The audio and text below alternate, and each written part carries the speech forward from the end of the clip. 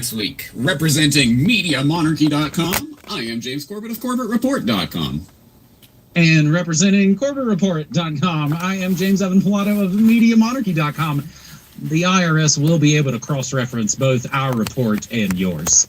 We have got that story, plus cyber attacks on supply lines. But first, Kazakhstan declares calm restored, Russian troops to leave in days. We grabbed this from antiwar.com in a story you might not have heard about. The unrest in Kazakhstan appears to be ending, with the crackdown joined by 2,030 Russian-led CSTO troops. The president of Kazakhstan, Tokayev, who is presenting what happened as a failed coup, says the Russian troops will begin withdrawing. I don't even know about dark. This is a particularly important point officials want to make, because the U.S. State Department loudly opposed the Russian involvement, warning that the Kazakhs would never get rid of them after the crisis was over. It takes one to know one. The protests started with rising fuel prices and spread from smaller towns to all of the major cities. Let's listen to the Corbett report and drive through the city. Some 10,000 people were arrested. 10,000 people were arrested for their roles in the protest and the looting. Tokayev says it is expected that all the foreign troops will be out of Kazakhstan in no more than 10 days, putting an end to the intervention. The U.S. State Department is still demanding Russia withdraw. Some other supplemental links for you. Kazakhstan, Russian-led troops to start leaving in 2 days. That comes from DW.com as well as thehill.com. And U.S. News, U.S. welcomes completion of Russian-led mission in Kazakhstan. Kazakhstan declares calm restored. I guess no more mass arrests and beheadings, everybody. As I covered on my Monday Morning Monarchy from the BBC, troops told to fire without warning in Kazakhstan. And from ABC News, that's right, the Disney-owned ABC News from here in the States, dozens of protesters dead, 12 police at least dead in the Kazakhstan protests. One police officer was found beheaded in the unrest, which poses a growing challenge to authoritarian rule in the former Soviet Republic. And then, as I'm prepping this episode, James, hot off the presses from Covert Action Magazine, National Endowment for Democracy, the NED, provided $1.2 million to Kazakhstan last year to help spark color regime against pro-Russian and pro-China regimes. Highly effective and organized violence. Fascist Antifa wish they were this effective at being run by the feds.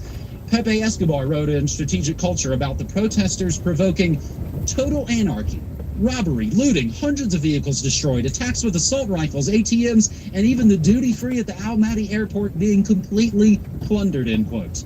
That assessment dovetailed with that of Galiam Agilov, human rights activist on the ground in Almaty who participated in the protest. He described the crowd as, quote, an unruly mob of thugs clearly organized by crime group marauders, end quote. The media, and that's all of it, alt and mainstream and nearly all of it, universally nearly failed to report that political organizations in Kazakhstan in 2020, received $3.8 million from who you want to guess? No, this isn't about a sort of medical psyop, so it's not the Bill and Melinda Gates Foundation. This is about regime change.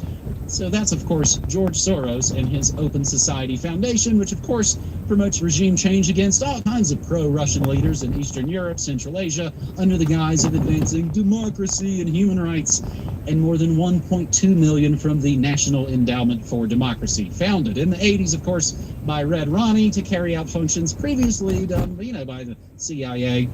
It's been involved in supporting color revolutions or regime change operations throughout Eastern Europe, Central Asia, directed at pro-Russian leaders like Shevardnadze of Georgia in the 2003 Rose Revolution and Yanukovych, who was ousted in Ukraine in 2014. We've got the link, OpenSocietyFoundations.org, talking about their work in Kazakhstan. And James, it seems, I guess, the color revolution might be happening there now.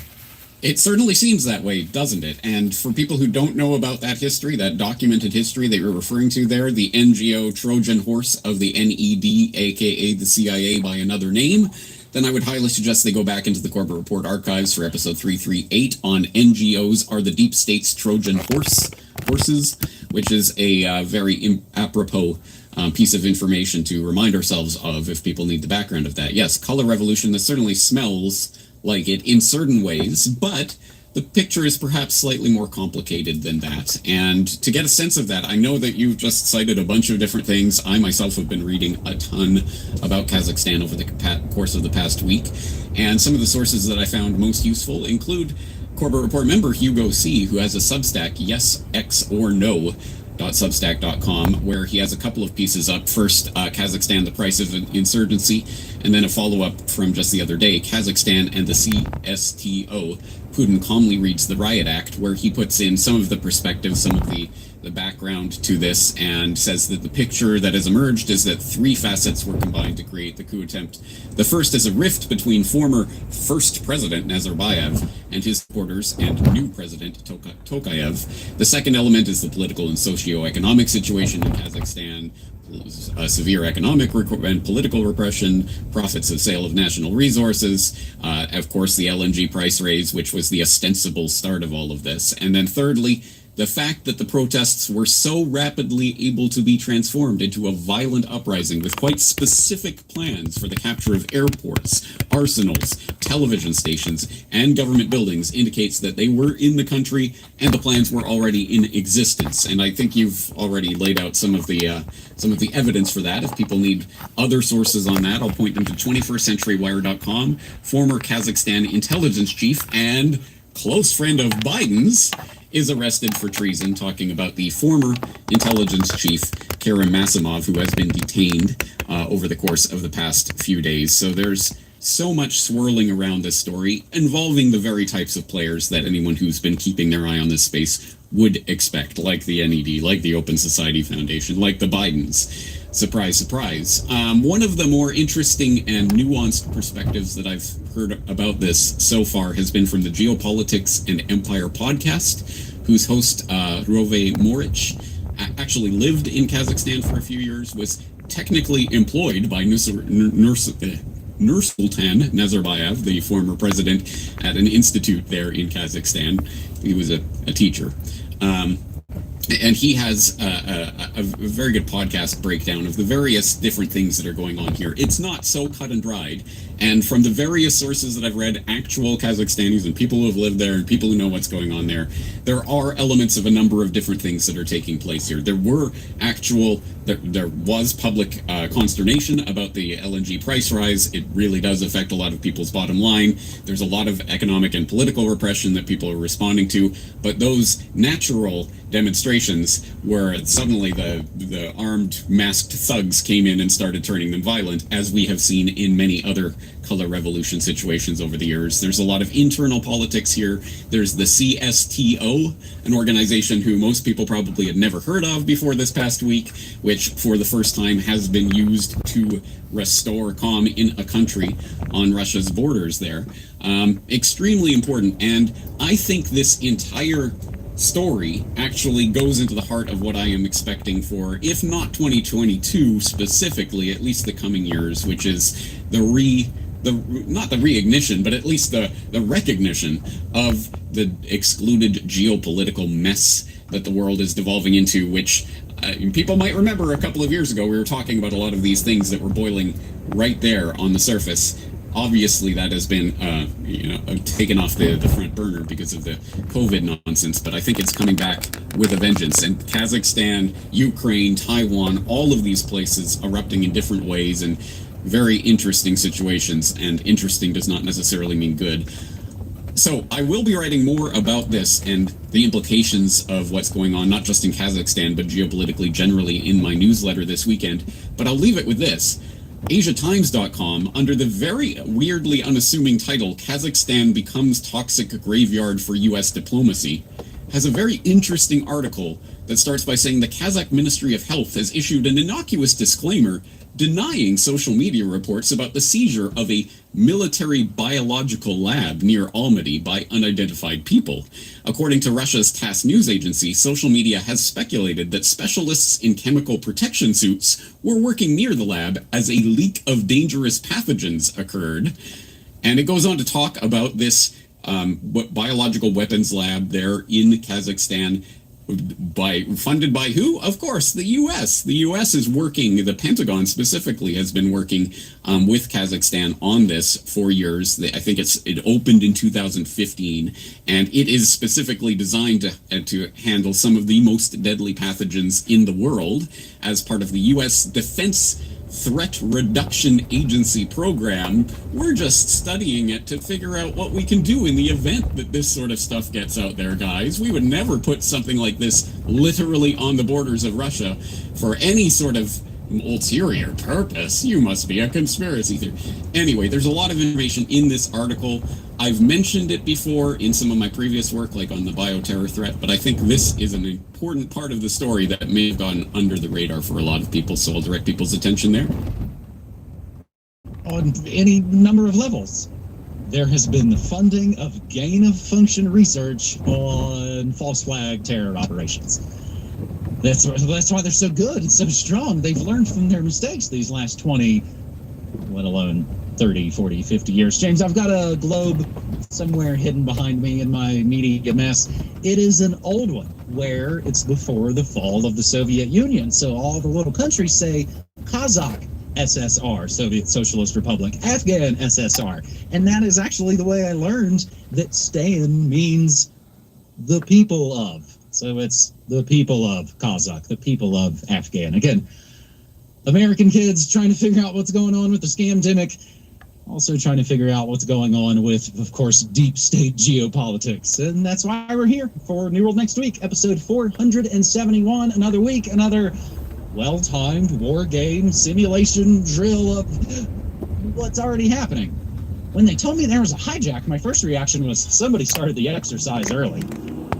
As we move to our second story, EU to stage large-scale cyber attack exercise on, supply chains. European Union governments will launch later this week a large-scale simulation of cyber attacks against multiple member states. Participants will be confronted with attacks on their supply chains and some spillover socioeconomic effects in other member states before having to coordinate public communications and a diplomatic response, according to people familiar with the matter and documents seen by Bloomberg, which of course is no small player in the giant news world order scheme. That's why they get to look at documents. The aim of the six-week exercise, starting pretty much now, is to stress test Europe's resilience, strengthen preparedness and cooperation among member states, and improve the effectiveness of a joint response. The EU simulation comes amid concerns that Russia could couple any aggressive act towards Ukraine with cyber attacks directed at the West. One of the EU documents cites the recent hack against the software company SolarWinds, which we, of course, have covered in both of our... I just paused that for a second. What's up, everybody? Respect to everyone in the chat. And together work, which according to U.S. and U.K. intelligence assessments was carried out by Russian intelligence and affected companies on both sides of the Atlantic. Though the EU has various tools at its disposal to counter and sanction acts of cyber aggression, it doesn't currently have a framework for effectively coordinating a joint response to a major crisis, the document says. The exercise will be structured around a gradual escalation toward a major crisis that culminates in an attack that could qualify as an armed aggression under the United Nations Charter, according to one of the documents. In order to be as realistic as possible and better prepare the bloc for a real-world attack, it will be modeled on incidents that have taken place or could occur in the near future. The simulation, which is being proposed by the French presidency of the European Union, is expected to begin this month and conclude during a meeting of the bloc's foreign ministers at the end of next month. And of course, the French spokesperson didn't immediately respond to a request for comment to Bloomberg. Sidebar about SolarWinds. US-UK reveal code flaws abused by SolarWinds hackers. And isn't it interesting, James? We've talked about this a whole lot now.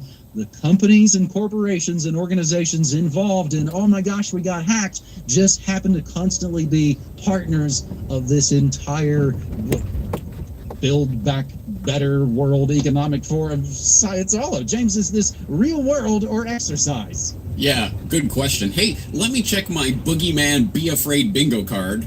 Let's see, Russia, cyber attacks. Oh my god, the supply chain. Yeah, bingo! Yay, we win! Yeah, this one hits all of the different categories, doesn't it? So it's just a good way of encapsulating a lot of the different fear campaigns that are going on at the moment, geopolitically and otherwise. And once again, exactly as I was referring to in my New World Next Year 2022 prediction, they're trying to tie the cyber attacks into the supply chain crisis. They're trying to weld that into place. I don't know. I think there's something going on there. But at any rate, yes, another drill, another exercise. And we've talked about them before. We talked about the cyber polygon with the World Economic Forum last year, and we're talking about this one. And like the terror drills, they can have thousands of them, millions. They can have terror drills every day until the one that they flip live. And who will ever be able to predict exactly which one it is? So this is not some sort of prediction. This is it, guys. But it does, again, portend where things are going. And one aspect of this that I don't want to let slip under the radar that I think is interesting is that this is talking specifically about a European integrated approach to cybersecurity against the dastardly Russians, right? As opposed to some sort of NATO architecture or something under UN or something, or individual nation states having their own cybersecurity infrastructure or something. No, this is a European integrated operation, which is clearly the general thrust and direction of so much of this right now is regionalization, including even in that Kazakhstan story. That was another aspect of that we didn't even mention, is the Eurasian Economic Union, which was actually modeled after the European Union and was really spearheaded by Nazarbayev. And what's going on with regard to that and destabilization of the EU? Well, here we have the EU responding to Russian threats, and what's always the answer to this? It's always more consolidation of control in the fewer hands. Let's put more power in Brussels, and these foreign ministers will get together and decide everything for the entire continent of Europe. And any attack, whatever that amounts to, anywhere in Europe is an attack against all of Europe, right? And we can tell you it's from Russia. How can we assure you of this? Well, you don't have access to the servers, you don't know, but we do, and we tell you it was Russia, I tell you. And they're talking about invoking United Nations Charter stipulations about non-aggression, acts of aggression, armed aggression, and this would count as an act of armed aggression. When the Russians do this, and we're telling you they're going to do it, it's an act of armed aggression that we will be able to respond to militarily, right? They're already talking about this. It's a crazy story, the more you sort of scrape under the surface, because like so many other things, they're putting it out. I see you, Rob Lowe. Out on the table ahead of time to set all of the pieces in place and make sure it's part of the public conversation and make sure, hey, we told you all of this before it happened, and now it happened. So I think this is right in line with what I was saying at the end of last year. Well, it's odd. So much of of what we know about it comes from Bloomberg. It comes from one very well-connected news organization that just happens to be a super billionaire. Speaking of super billionaires, James, I thought about covering for my segment on this New World Next Week, episode 471, I thought about covering the Taylor Swift copyright lawsuit, which, of course, the industry is worrying could make U.S. copyright law look absurd. That hasn't actually happened yet. Maybe we'll hit it when and if the case actually goes forward. But rest assured, folks, that, of course, James Corbett has been apprised of the Taylor Swift copyright situation. So we'll move to my better story 3 for this New World Next Week. Again, following up on something we've talked about pretty recently, payment apps will now have to report transactions to the IRS. President Brandon's IRS just all revved up, so empowered, cracking down on payments made through third-party apps, requiring platforms like Venmo and their parent corporation, PayPal, and Cash App to report transactions if they exceed $600 in 1 year. The new reporting requirement will ensure that small businesses continue to get screwed over by, of course, the latest left-right administration. But, will ensure that small businesses that receive payments through those apps are paying their fair share in thefts, beginning January 1st, 2022. Third-party payment processors were required to report such transactions. Though businesses were always required to self-report such incomes to the IRS, many often didn't keep record of their smaller transactions. The payment apps were previously required to send users 1099-K forms if their gross income exceeded $20,000 or they had more than 200 transactions per year. The new tax law was part of the March 2021 American Rescue Plan, which passed with no Republican votes. The new rule is only for goods and services transactions, not personal, such as paying a roommate for rent or reimbursing a friend. It also includes anyone selling a personal item at a loss, such as a couch you bought for $700 that you sell for only $650. The Cash Apps will now be required to send the 1099-K form to businesses with electronic transactions greater than $600. The new change will apply for the 2022 tax season. For the 2022 tax year, you should consider the amount shown on your 1099-K when calculating gross receipts for your income tax return. The IRS will be able to cross-reference both our report and yours, PayPalm warned on their website. The new tax rule is separate from the proposed IRS reporting requirement that originally would have handed over transaction data on accounts with more than $600 aggregate inflow and outflow. That's what we talked about on a recent New World Next week. That proposal, originally part of Brandon's Build Back Better plan, was raised to a $10,000 threshold after much pushback and has not yet been acted upon by Congress critters. This proposal, regardless of which fake-ass party you're a part of, amounts to the Brandon administration peering into Americans' everyday purchases. Oh my gosh, I wonder if that'll continue on to the next criminal administration. These rules passed now couldn't possibly be handed off to the guys we don't like. Payment apps reporting to the IRS, a handy-dandy little video I will include in the links that actually does kind of break it down. The breakdown. Third-party payment apps. That whole thing went through as part of the American Rescue Plan back in 2021. Or was it 2020? Now the banks as part of Build Back Better. More popularly known, of course, as Bear Shelves Brandon. In other shocking news, James, PayPal may launch their own fiat-backed stablecoin called PayPal Coin. And we didn't really talk about it very much. We've made passing references to the overarching scamdemic, but that's the thing, man. I don't feel like we would be talking about these changes if we weren't going through the scamdemic these last 2 years. James, my nose is kind of running.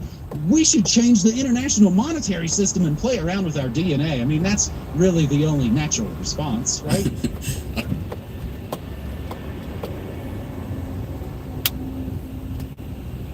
Of course, but don't worry, James. We're going to build back better with a new Bretton Woods, and we're laying the infrastructure for it here, aren't we?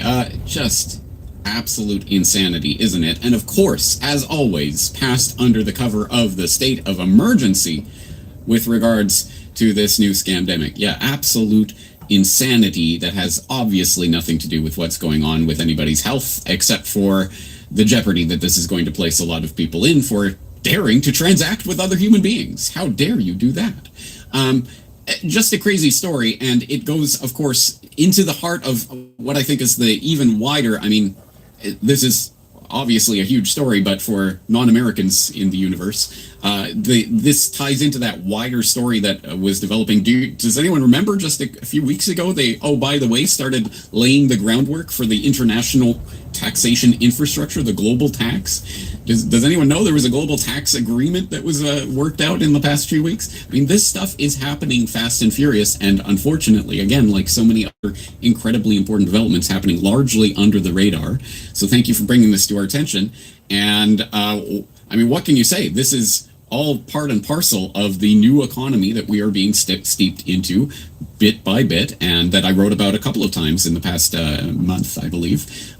People can check out my recent newsletter editorials on the new economy. Welcome to the new economy, and this is what the new economy looks like. So unfortunately, here we are. And as that video explainer that you're linking up notes, I think quite correctly, oh, by the way, you know, of course, the IRS just assumes that all taxation, all income is taxable You have to prove to them that it wasn't. No. This was a gift to my friend. No, I was ordering pizza or whatever. No, you have to prove to them. So it is guilty until proven innocent under the taxation system, which is fraudulent top to bottom, as I'm sure the more clued in listeners know. But there you go. This is the regime they're trying to steep in, and as always, being passed under the cover of emergency legislation. Every single time. And here in the States, whether it's a president with a D or an R after their name, as we have seen since, September 11, 2001, they will continue to re-sign the state of emergency we are constantly living under. And as we've talked about, the state of emergency is great. It's the magic wand. It's the magic words that say all your laws and all the lip service bullcrap we always talk about mean nothing now. We throw it all away because there's a scary thing that's happening. You can trust us. Good Googler Mooglers. James, can we get to some good news at the end of this episode? Well, because, of course, the bad news is, of course, the things with PayPal and the payment apps are directly going to affect, small international media communications outlets such as ourselves. Gosh, we might have to start relying on post office box and precious metals, I suppose. As we have had the media monarchy post office box going now, actually, for the last couple of years, for folks who don't do the digital money thing and want to support me or Corbett or both of us, we've got the P.O. box always listed down in the show notes. But as we have launched a few months back, newworldnextweek.com, it's your New World Next Week store. All 3 DVDs. I didn't go get them. This is where I hold up all 3 DVDs. But of course, they're out in the shipping room, out in the front. All 3 DVDs that we have put on the New World Next Week store so far are all back in stock. 9/11 Trillions, 9/11 War Games, Who is Bill Gates, and of course, How and Why Big Oil Conquered the World, with a 4th DVD in the works as we speak. James, I got your email about that. Good deal. I'll pass that on. Of course, my Danny Casolaro Octopus radio play is digital, so that is always in stock. And as folks have been waiting the last 20 plus minutes to find out if they can get a Corbett Report shirt that I am wearing, yeah, buddy, you can. Short-sleeved, organic cotton shirt made and printed in the USA using non-toxic inks in unisex sizes. These are going on sale pretty much as we speak, James, or rather as folks will hear us speak in a little bit. Indeed, and if you can still hear my voice, I'll just display the shirt, the Media Monarchy version of the shirt a little bit better. But people should already be familiar. You did have a Media Monarchy shirt last year available briefly, but this year we got some new ones in stock, right? We do. And speaking of briefly, these Corbett Report, this first run of shirts, they might be briefly as well, but rest assured, the big order is coming in after those. And we will get more Media Monarchy shirts as well. And I'll get a better picture. No, the Media Monarchy shirts are not long sleeves. The funny alien picture I have maybe makes them look like they're long sleeves, but they are short sleeves. They are organic. They are made in America.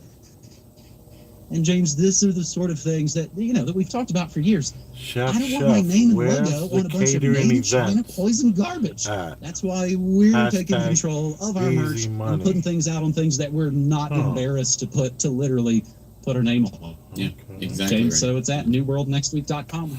Awesome. Yeah. All right. Excellent. So people can find out more details about that. I'll have more to say on that in the near future. In the meantime, people. All right. That's my guy. That's from the Corbett Report. James Corbett. He's no longer on YouTube. Like, he threatened for so many years. The guy was threatening, like, yo, I'm not gonna be on YouTube no more. And he kept his word. So now you gotta go to thecorbettreport.com. Let me show you.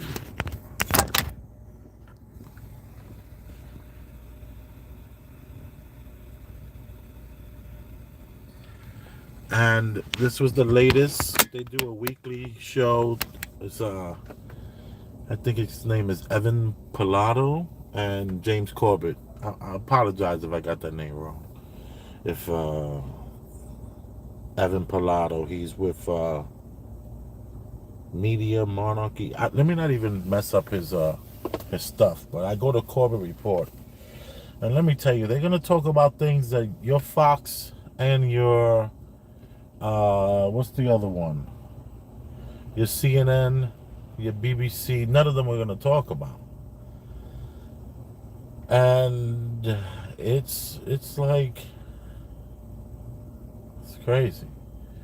This whole thing with the taxes, I have to tell you, it's like my life. Like I don't want to sound like I'm a conformist, but you know what it is? I've always respected, I'm the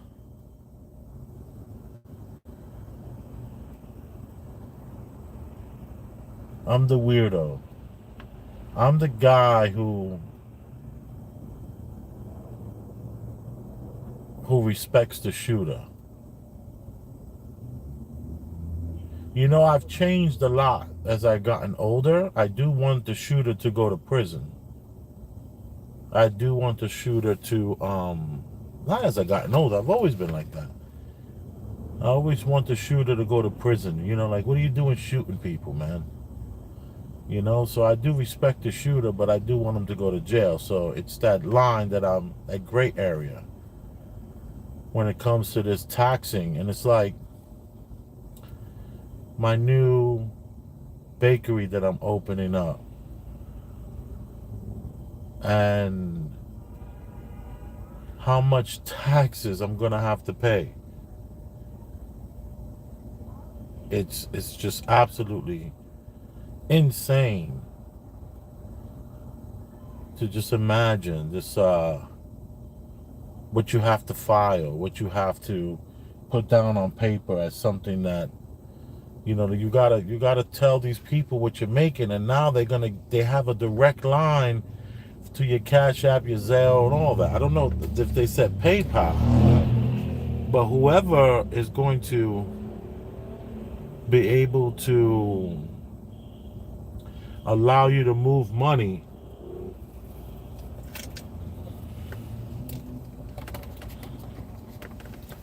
without giving up that information, man, that business is the one that's going to win. Because there's so many people. It's like,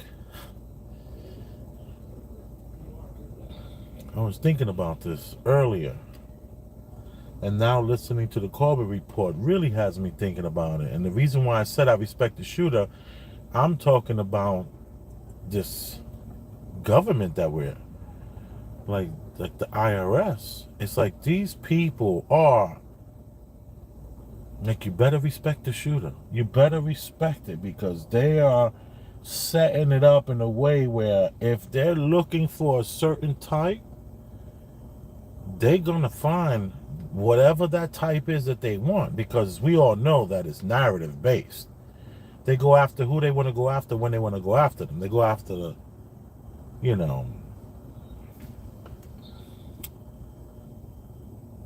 whoever they choose. If it's going to be, if it's going to be stay-at-home moms with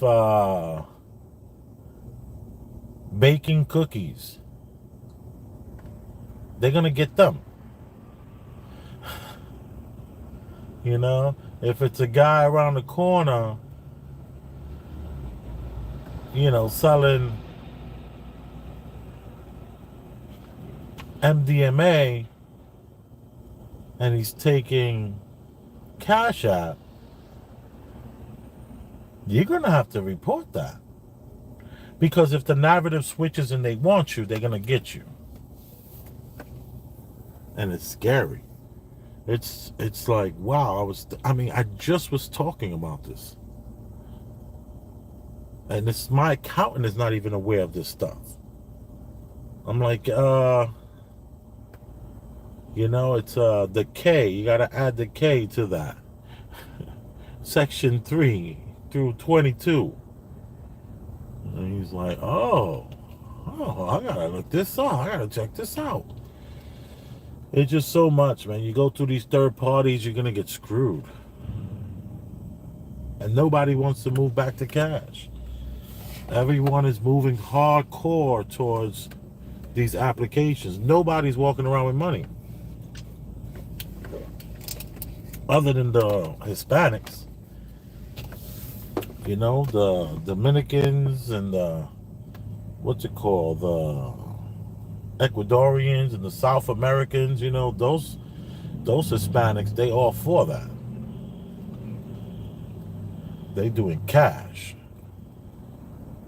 You go to these spots where the Mexicans have the Mexican, where they have their hats, the big, tall, 10-gallon hats, and the cowboy boots. The security guard outside, he's strapped. The security guard by the DJ booth, he's strapped because there's a lot of cash in that world.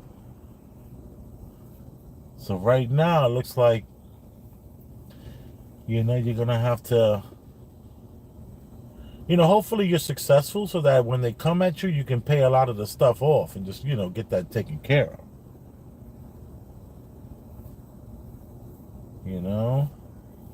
Because they're implementing it in 2022, so you got 23, 24, probably be all right. But if you're doing this 25, 26, 27, 2028, they might be coming after your paperwork and say, and they're not going to care about the times that were rough when you didn't do it and when you didn't have it. All they know is that you still driving a foreign and you got a neck tattoo and a hand tattoo.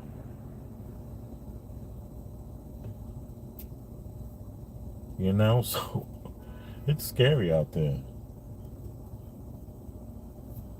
Think about that stuff.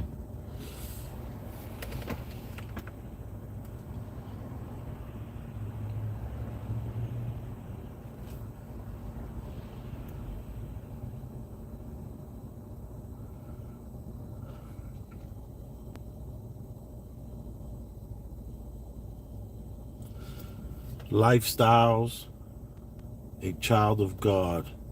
I don't know. They don't have enough employees. Only if that were true, sir, or whoever you are. If only that was true. See, this reality that we live in has something for everyone. And there's a section on the floor in one of these buildings, to the left, to the right of me, in front of me, behind me, above me, down in the basement, level 14, below me. There is, if they want you, if they want your narrative, if your narrative is what it is that is moving people, or it's moving that needle at that moment, you're done.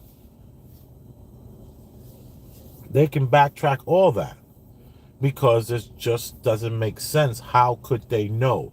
How could they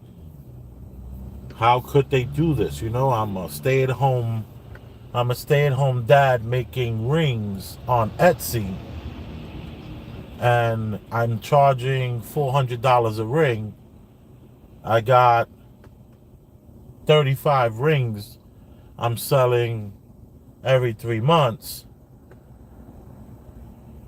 Well, we have to understand, and when I say you got to respect the shooter, you got to understand that they want their paper, and these are the people that can come get it when they want it.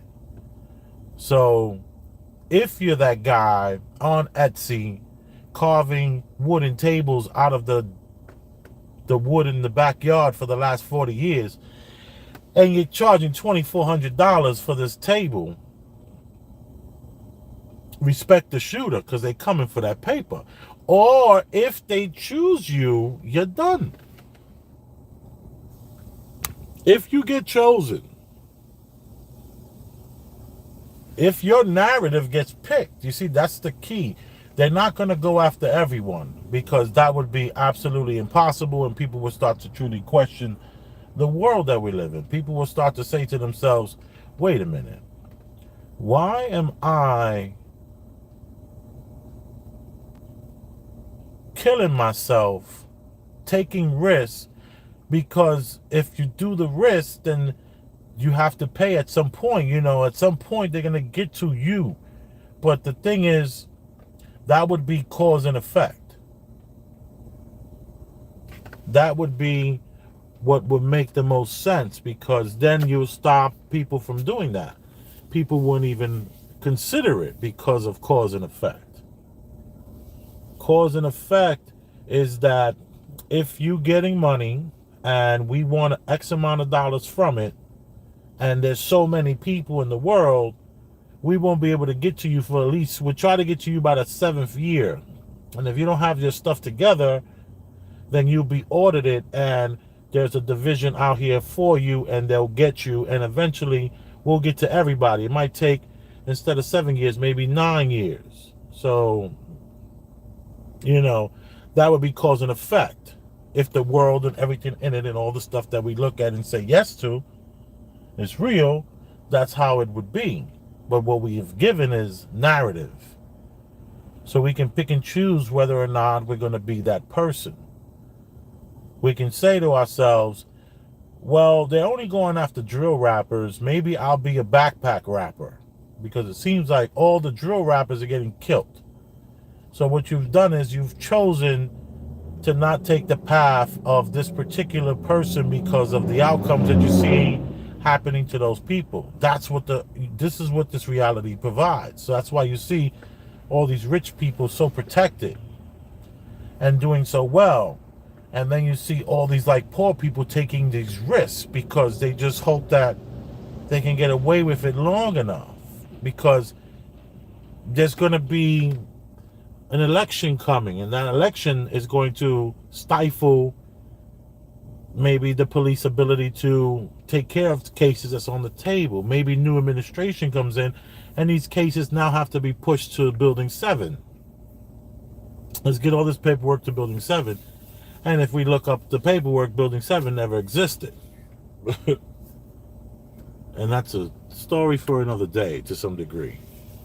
And we have to really, really, really understand that respecting the shooter applies so much in this scenario, because there is a power that is being able to be moved, and the needle is being able to be pushed through these narratives and this idea of choice. So if you have this idea of choice, you're going to choose to take the risk, because it might not be your time. They might look for something else. Because cause and effect, how great would this world be if it was all about cause and effect? I was telling LJ, when did the multiple choice come up? It's probably when the world shifted. All the powers in the world to some degree have shifted. Possibly through this multiple choice combination, whereas you were a kid and you got a question. Someone asked a question of you, and they were like, what's the answer? Write it down. You get the question. Number one is a question, and then there's a line there, 2 lines, 3 lines. And then you used to know, according to how many lines they were or how much space there was between the next question, how big your answer should be. Cause and effect. Here's the question. What's the answer? If you can't give the answer, then you fail. And then they added choice. And they gave you A, B, and C, and then they even threw in D. And it's like so much choice is given that you will take the risk.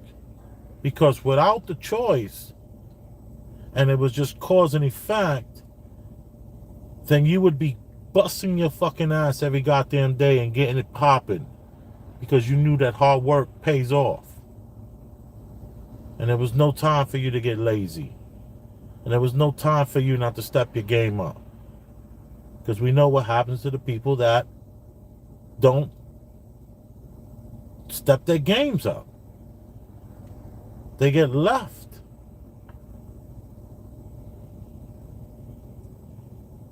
They end up derelicts.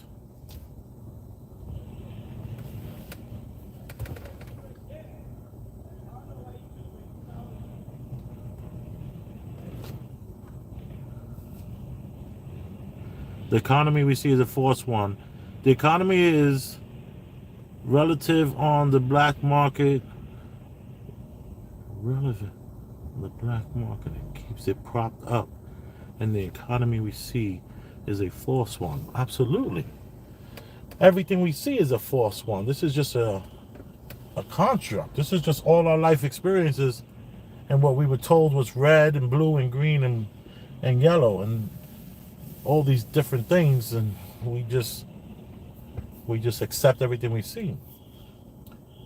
But little do we know, most of what we see is just all of our life experiences coming at us. And then when we start questioning stuff, that's when you start realizing that you got to work harder just to take care of the family that you created. And you're stuck doing that sometimes for a long time.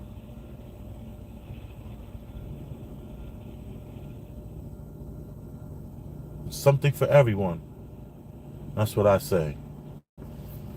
There's something for everyone. This reality, it has something for you. Don't get it twisted.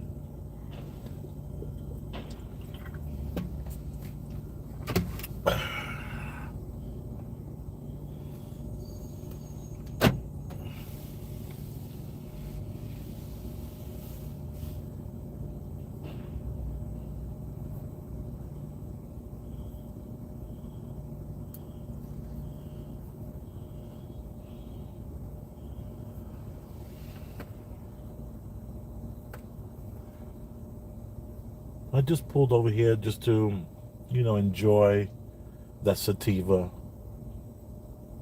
Because a lot of times, you're on the road and you indulge. You never get to enjoy it because, you're driving, you have to be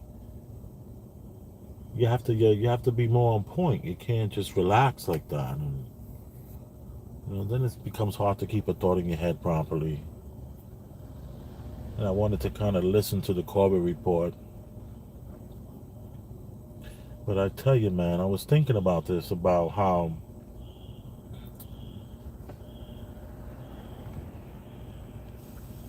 oh, hello.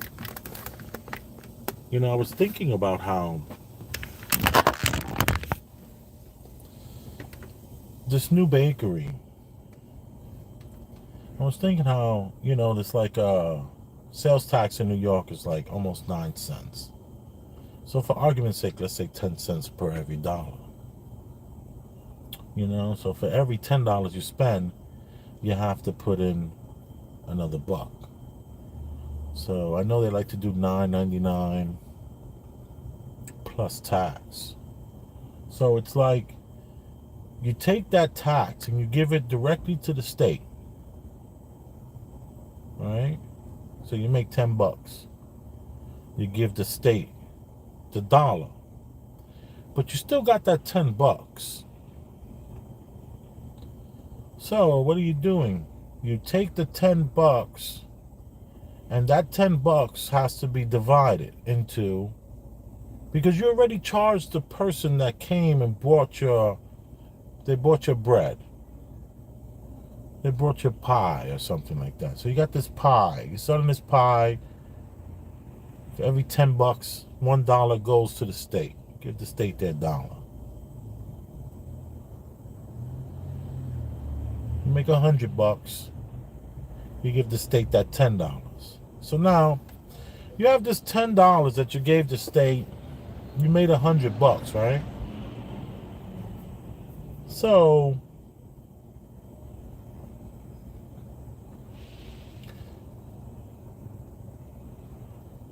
you paid the state the money that you charged the people. But the feds are coming in and they're saying that we want you to pay from the $100 that you made. So yeah, we know that the $100 has to help you pay those 3 employees. And those $100 has to pay for the lights, the gas, has to pay the insurance. It has to pay for everything.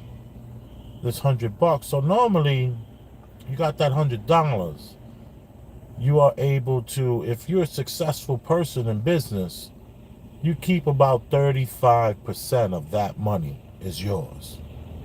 out of the $100. So you got about 30, between $33 and $36 you made. And now, you're a business owner. Things are looking okay, but the feds are saying, we want you to pay us a certain percentage on that 35%, because we know that the rest of that money, that 60, that 58 to 60%, 65% went to the business and the survival of the business. And you are surviving off of that 35%. So the federal government is saying, what we want to do is we want to tax you according to your lifestyle. So your lifestyle in this $33, so you got this 33%, and that 33% pays for your home. It pays for your car and your children's, your kids are in college, they're going to college, their funds or whatever have you. That's what your 30-something% of this business pays. So the federal government is saying, okay, well, you do have 2 jet skis, and that Corvette that you have in storage, that was that project that you have, how much is that Corvette worth if you were to put it in auction? And the artwork, how much is that worth? Because out of that 33%, we kind of want to make sure that we tax you properly. We don't want you to give us too much money, and we don't want to take too much money. So it's like, after you pay for your life with that $100, that 30% of that business, you're paying for your life, you're investing. You can't even move $600 without the IRS saying, what you doing that for?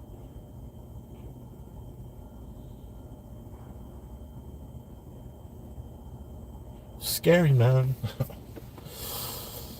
I'm terrified of that idea. That whole system is terrifying in my mind. It's like, what? You want to now tax me according to my lifestyle with the money that I have made with this business? I mean, we're talking serious. Respect the shooter. This is real gangster stuff. I mean, this is like real serious. Like, you can't play with these people. You gotta take enough money. You have to. So that means you have to make a lot of money to survive in this new crypto, non-paper money kind of world. Because, there was a time when you were able to have a side hustle, and it would always be cash, and even though some people would write you a check, it was always cash. And now that cash is going away, the powers that be ain't playing, and they want theirs.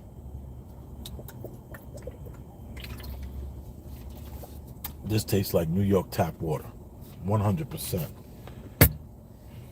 Supposedly it doesn't have the fluoride, but it tastes like straight up New York City water. New York City water tastes pretty delicious. Bronx water is the best, but New York City water tastes pretty damn delicious. And I'm paying $3.50. Same price as gas. 20 years ago, if I would have told you you're going to be paying $3.50 for gas, and you will also be buying water for $3.50, I would have told you were out of your mind. I don't even know why I'm friends with an idiot like you. This could never happen. We are here. We are here. We are here. We are here. We are here. It not only could happen, it's happening.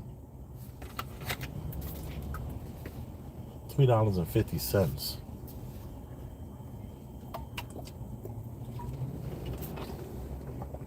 It happened. I seen it with my own two eyes, as my dad would say.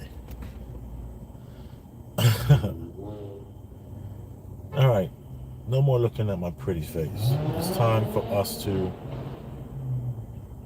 get out of here.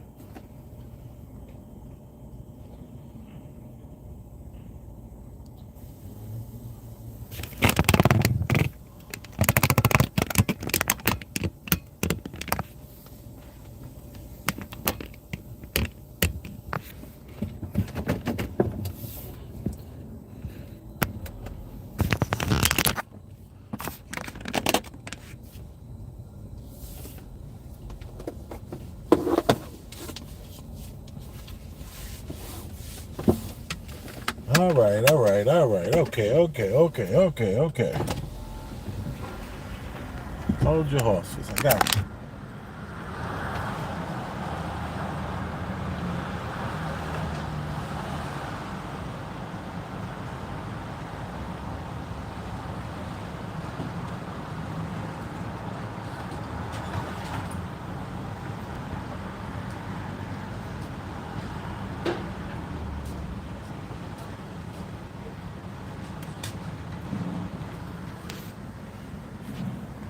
It's the worst pizza you'll ever eat in New York.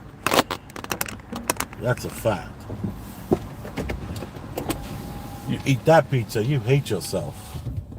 You eat that pizza, you're poor minded. You eat that pizza, you should be ashamed of yourself. I digress.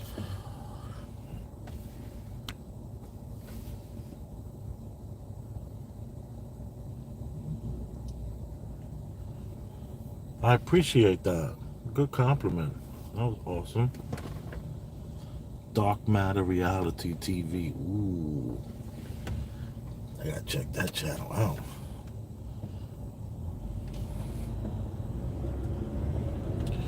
You know, it's to the point where your local hustler has to, like your local nickel and dime guy, he's gonna have to figure out a way to pay taxes, even if it's just light ones, you know. But like I said, depending on the narrative, so that person might be okay. It's only if you know, maybe sell ounces. Maybe that guy might have more of a problem than maybe the guy with the like. Who are they gonna go after? That's the choice. That's why this reality exists the way it does, is because there's no more cause and effect. Cause and effect is over. The last thing they want is everybody picking up and trying to make it happen.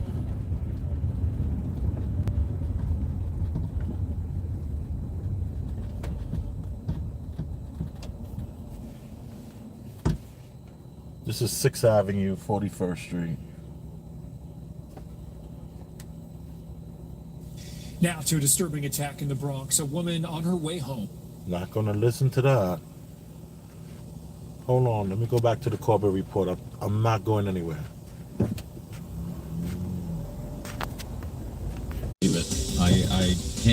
I can't and I can at the same time. It's a wild ride we've been on, but I know you're typically limited on time because how busy you are, and that's actually something I wanted to kind of start off with, because I know you always have a focus on like future projects, right? Like what am I going to focus on next? Is it going to be 9/11? Is it going to be false flags? Whatever. What is your future project? Do you already have something in mind that the next or this year 2022 is going to take a lot of your focus and attention? Oh yeah, I have 3 things in mind actually. Firstly, no, I do not Uber or cab ride. I just enjoy my city, and it's my backyard, so I drive through it a lot. And I also visit friends, family, loved ones.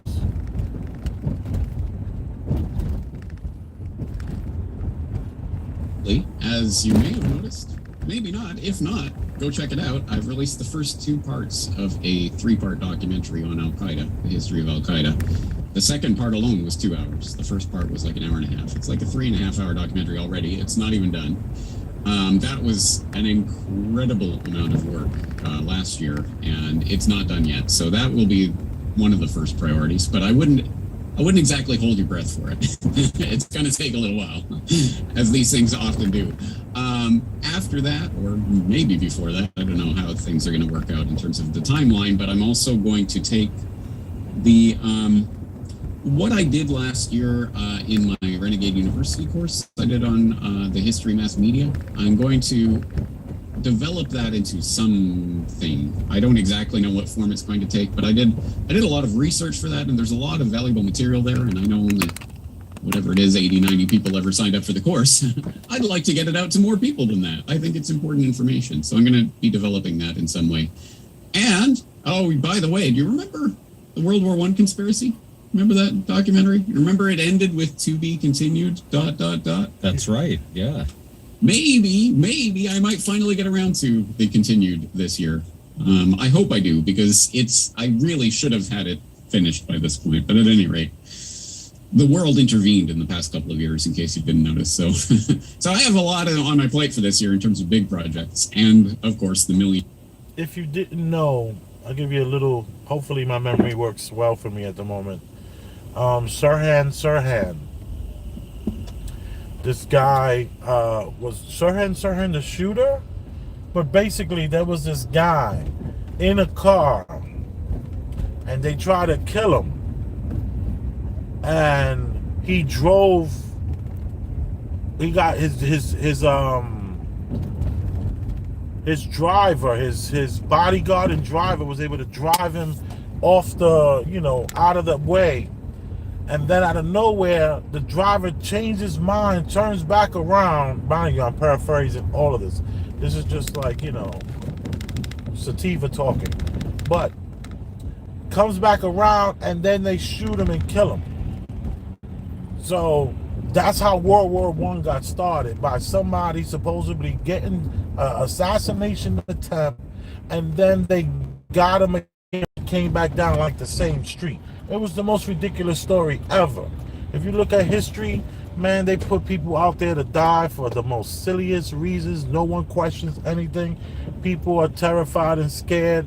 It is bizarro land when you break it down. It makes no sense whatsoever.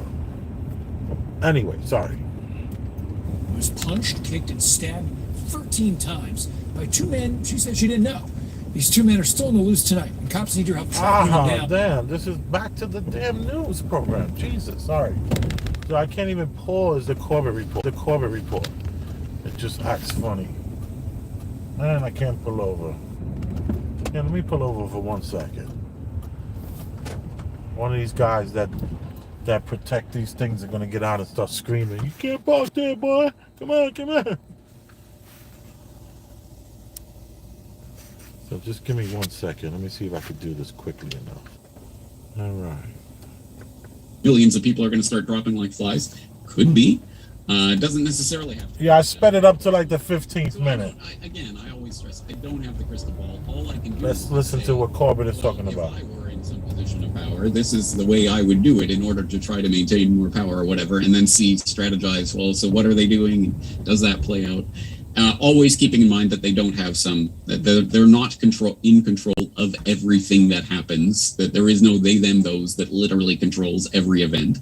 And if there was, I would not be here talking to you. I wouldn't be doing what I do. I would just go enjoy what's the rest of my life. And, oh, well, they, them, those control everything. There's nothing we can do. So we have some part to play in that. And that's why I started Solutions Watch last year.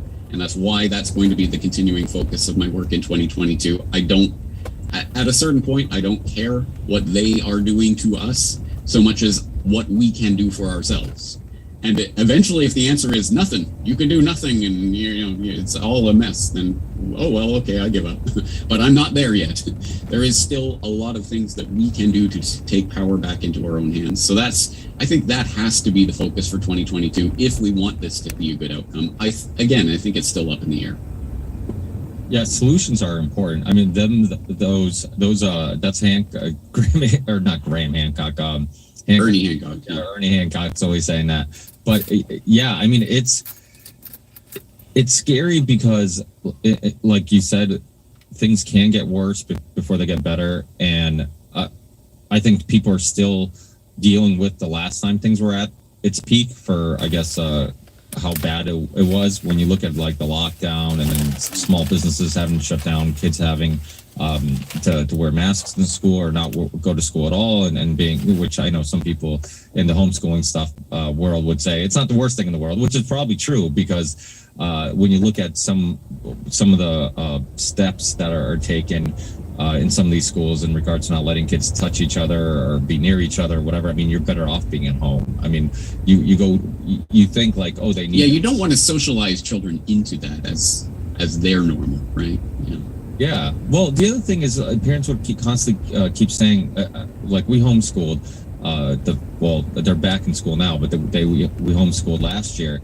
And a lot of people are like, yeah, but I want my kids to have the social interaction. And I'm like, well, not if it looks like a prison and they have to be apart from each other and they can't touch it. I'm like, well, that's not like, parents kept saying, oh, my kids want to go back to school. I'm like, they want to go back to the thing that they were used to. They're not going back to that. They're going back to some weird version of that is not going to be close, and it's probably going to do more harm than good. And they're going to have limited social interaction, and they're going to have all these issues with, one, probably creating some paranoia, because you're telling these kids don't touch anything, clean your hands every time you touch something, all this stuff, and then all the other issues with not picking up on social cues with masks and stuff. I mean, the whole mask thing just drives me up a wall, because it again, and we can go down this rabbit hole, none of it makes any sense. Like the logic of kids just having, it's about compliance, not science. I mean, if kids drop their mask in the bathroom, or they drop their mask at recess, if they drop their mask anywhere, cough in their mask, sneeze in their mask, no teacher's replacing it, because they're just happy that they're wearing a mask. Yeah, of course. You pick up on an important point there, which is it is kind of the dual nature of so many of these things. Yes, it's bad that the system that we've been in is collapsing, but it's good that the system that we've been in is collapsing. And again, it's what you make of it and how you proceed from there. And it's not just the collapse of the schools, but what was the other aspect of that I was just thinking of? It was something exactly like that, where, yes, okay, so students have to stay home. Well, homeschooling is now an option. There was something else I was going to pick up on that exact. Anyway, it'll come back to me. But there's a lot of aspects of that, and again, I think that goes back to what our focus is, and that's, I'm doing my part, whatever I can, to move the needle in terms of the independent media, so that people stop simply focusing on this bad thing happened today. Let's report the news that they're reporting in the mainstream, and then we'll dissect it for the lies. Let's just continue doing that forever and ever. Amen. No, thank you. Let's talk about what we can do productively with what's happening before us. And again, it's more than, I mean, it is just a perceptual shift. It's a shift in our focus, but it's more than that. As you know, I mean, it's our conscious intent that we take into any situation is what that absolutely determines what we're going to get out of that situation. And if we go into something simply concentrating on what is being done to us and how we're victims and we can't do anything, then how are we ever going to affect anything from that? Whereas take something that, oh, my system that we've been living in is collapsing, then if we go into that with the mindset, what can we constructively create out of that, then we're going to get something very, very different. And unfortunately, I still see a lot of people in the independent media who still just want to chase the tail of the MSM and just talk about what the MSM is telling us this day or that. Yeah, it's great that you can deconstruct the lies, but what do you do with that? That's the only question that matters at the end of the day. Yeah, it's weird, because I've talked to some people that during all this, they're just like, you know what, I want to start my own community. I want to do homeschooling. And like you said, we kept resisting the term, the new normal, so much. Oh, go ahead. Sorry, it just came back to me. Sorry, as you're talking. That's the other thing I was thinking. A record high or a super high number of people have just quit their job in the past few months. I think 11.4 million in the past month or something like that, which is a terrible thing. People are losing their jobs, right? Or is it? Is it a terrible thing that this job I've been stuck in at this cubicle in some corporation working for the man doing this thing that I don't really care about isn't going to pan out because they're trying to force me to take a bioweapon or whatever? Hey, suddenly I have an opportunity to do something different with my life. Maybe that could be a good thing. At the very least, it forces a lot of people to reevaluate where they've been going with their lives, which I know is something people have been doing over the past years specifically. So, again, I think there is the dual nature. Sorry to interrupt. It's just that suddenly came back to me. All these people quitting their jobs or being forced out of their jobs may be the gift disguised as a curse.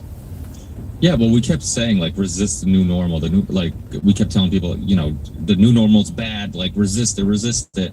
And sometimes you have to pump the brakes and remember what was going on before 2020. And you're like, we're thinking about a bunch of bad stuff before 2020. There's plenty of things to expose and complain about, and corruption and conspiracies and all this stuff.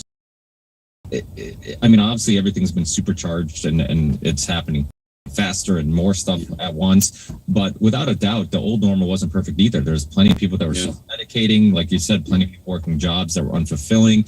I mean, the pill epidemic, which I don't know if you watch Dope Sick, but it's definitely a great series. It's on Hulu. It's about the history of OxyContin, and it goes into how the pharmaceutical. I'm actually kind of surprised that it wasn't somewhat suppressed to some extent, because even though it's not about our current situation, only a blind person wouldn't be able to see all the parallels. I mean, it's literally the same story, just different medication, but the same way they manipulate the media, all this stuff, it's not new. And you know, I've said on the show plenty of times in the past where everybody, when I first got into alternative media and stuff like this and this work, it always seemed like that people were focused on the military-industrial complex, and that seemed to be the biggest threat to humanity. That was one of the focuses on many people. Geopolitical stuff, wars, and I'm like, Big Pharma's like right there, and if not, it's surpassing how dangerous they are, surpassing the warmongers, because Big Pharma's like the way that they're seeping into your personal home, your house, your family. They're affecting everybody so directly. It's scary, but all these agendas are scary. I mean, even the crypto thing, I'd love to get your opinion on that, because even though I love peer-to-peer, I love all these new ideas and feeling like we have control. I mean, I'm also concerned about like them being psyops and being Absolutely. like technology being used against us. Is that something you think about? Oh, of course. Yeah. I stand by, I did the Bitcoin PSYOP in 2018, I think. Anyway, a few years ago. And I stand by exactly what I said in that podcast, which was about the idea that the Bitcoin PSYOP is the PSYOP that makes you believe that all versions of this new technology are all the same thing. And it's all just this big homogenous identity of just monolith that you have to either completely accept in every form at all times or completely reject, are a form of mental illness, I think. The inability to differentiate between things. I know there is that contingent that will absolutely reject absolutely everything to do with this new technology, which I think is about as common sense as... do you know Bill Gates uses telephones to make phone calls to other people? I'm never using a telephone again. It's ridiculous. It's mental illness. However, of course, saying that it's an unadulterated, unmitigated good in all its uses forever. So you saw all those windows that were on. All the people's houses that we drove by, that was the west side. Now we're crossing over to the east side. And let's see how much life is on the east side versus the west side. And when I say life, I'm saying it's a little after midnight. Who's up? We saw there was, it looked like quite a few lights were on as we drove by. Now, let's see how that happens on this side of town. See if we can see any differences, any contrasts. Or people who, a couple of decades ago, as the old jokes goes, they couldn't even set the time on their VCR. are now going to be figuring out the intricacies of the various cryptocurrencies and how the different blockchains work and don't work. And no, of course not. Most people are just going to go along with whatever option is being handed to them as the acceptable option. And hey, this store takes this new central bank digital currency. Okay, I'll get this wallet, whatever. This is Bitcoin, right? So unfortunately, yes, I absolutely do see this as a giant web that people are going to be caught in, because they are not going to take the time and effort and energy that is required to inform themselves about these issues and what they are and how they work. I know most people aren't going to do that. On the bright side, I guess, parenthetically, I would say there will always be spaces for pirates to operate. They will always leave those cracks in the system. One, as a way of showing people, oh, those people on the fringe, those weirdo pirate people, and they'll arrest people here and there and make a show out of it to basically keep the rest of the sheeple in line. That's not a phrase I throw around lightly, but I think it applies in some cases. So they always leave those spaces open. They also always leave spaces open for their black operations, because they need to use some of the back doors and some of the things that are actually cryptographic in nature, so that they can do their black ops behind the scenes. And that's one of the things I always get. Always, whenever I talk about the cashless society. But James, they will never go for the cashless society. How would they do their drug running operations? Yeah, the CIA is just going to be completely, oh my God, we can't do drug running anymore because of cashless society. We'll never be able to find the back doors in these systems. No, it's, again, mental illness abounds. But having said that, yes, absolutely. I know no one, this isn't a profound insight, so people are just going to try to find the sort of, more exciting way of putting this. But it is true. Dual-edged sword. And it can be used for good purposes in good ways, and it can be used to draw a lot of the population into a trap. And that is exactly what they are going to try to do with it. So people who are informed can avoid the trap, and people who are not will fall directly straight into it.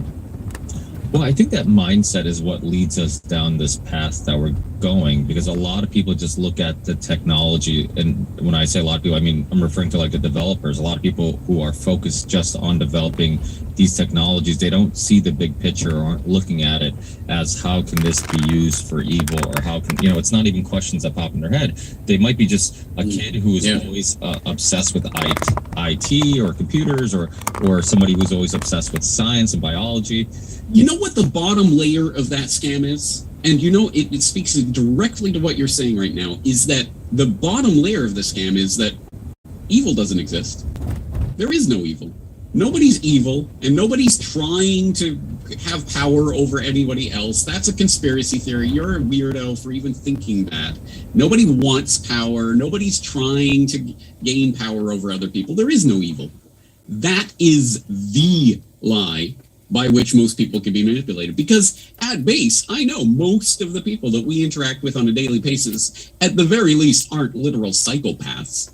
They may be good or bad people, in general terms, but they have some moral center at some point and understand and can differentiate good and evil. And most people don't desire that kind of utter power and control and, I just want to have power over people's lives. So they cannot imagine that mentality.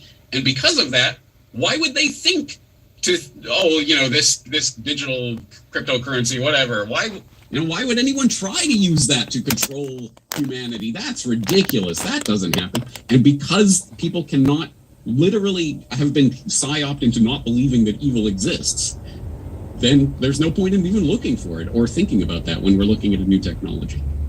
Yeah, I think sometimes people, like I said, like if you're into science, or if you're, look at Dr. Robert Malone, who now has been outspoken about the technology that he was a part of inventing. And I'm sure all those people, when they were in the process of putting their minds together and figuring out this, trying to solve this problem, doorman building, could never foresee what was going on now. And I think that does happen. But like you said, you never want to take that to the next step and think like, oh, every situation is like that. Because I think one of the issues we are seeing a lot and I've said this a lot on the show, so apologies for listeners who keep hearing me say this. There's a lot of doormen building, but there's no one in the building, or maybe 3 or 4 people, and some of these lights stay on, like this row of lights always stays on, but the whole entire building is empty.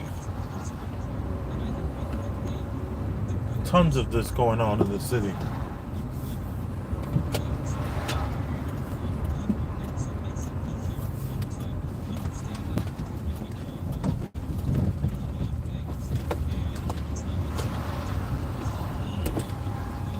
The west side is more alive. There's more people in the west side. On the east side, it's just tons and thousands of empty apartments. Nobody's home in so many buildings. Look.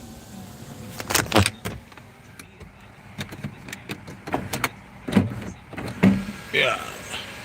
See? Empty buildings, doorman. Empty buildings, doorman.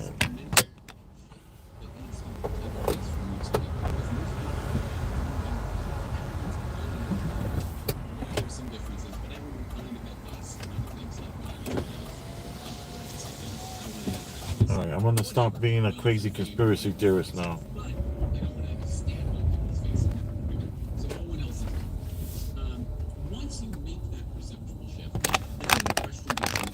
There's just a ton of empty buildings in New York. That's what I'm saying. We're gonna keep listening to Corbett. How do they achieve that? And once you start to look at that strategy, then you start to go out of comic book conspiracy land, where it is like every single person who's involved in the development of this technology is an evil person who's trying to control everyone. No, that's cartoon comic book stuff.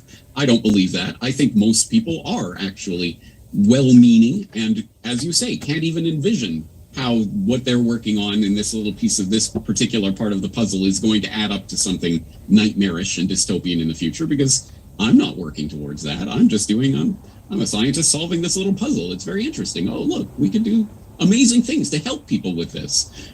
Oh, wait, we could do amazing things to harm people with this, but no one would do that, right?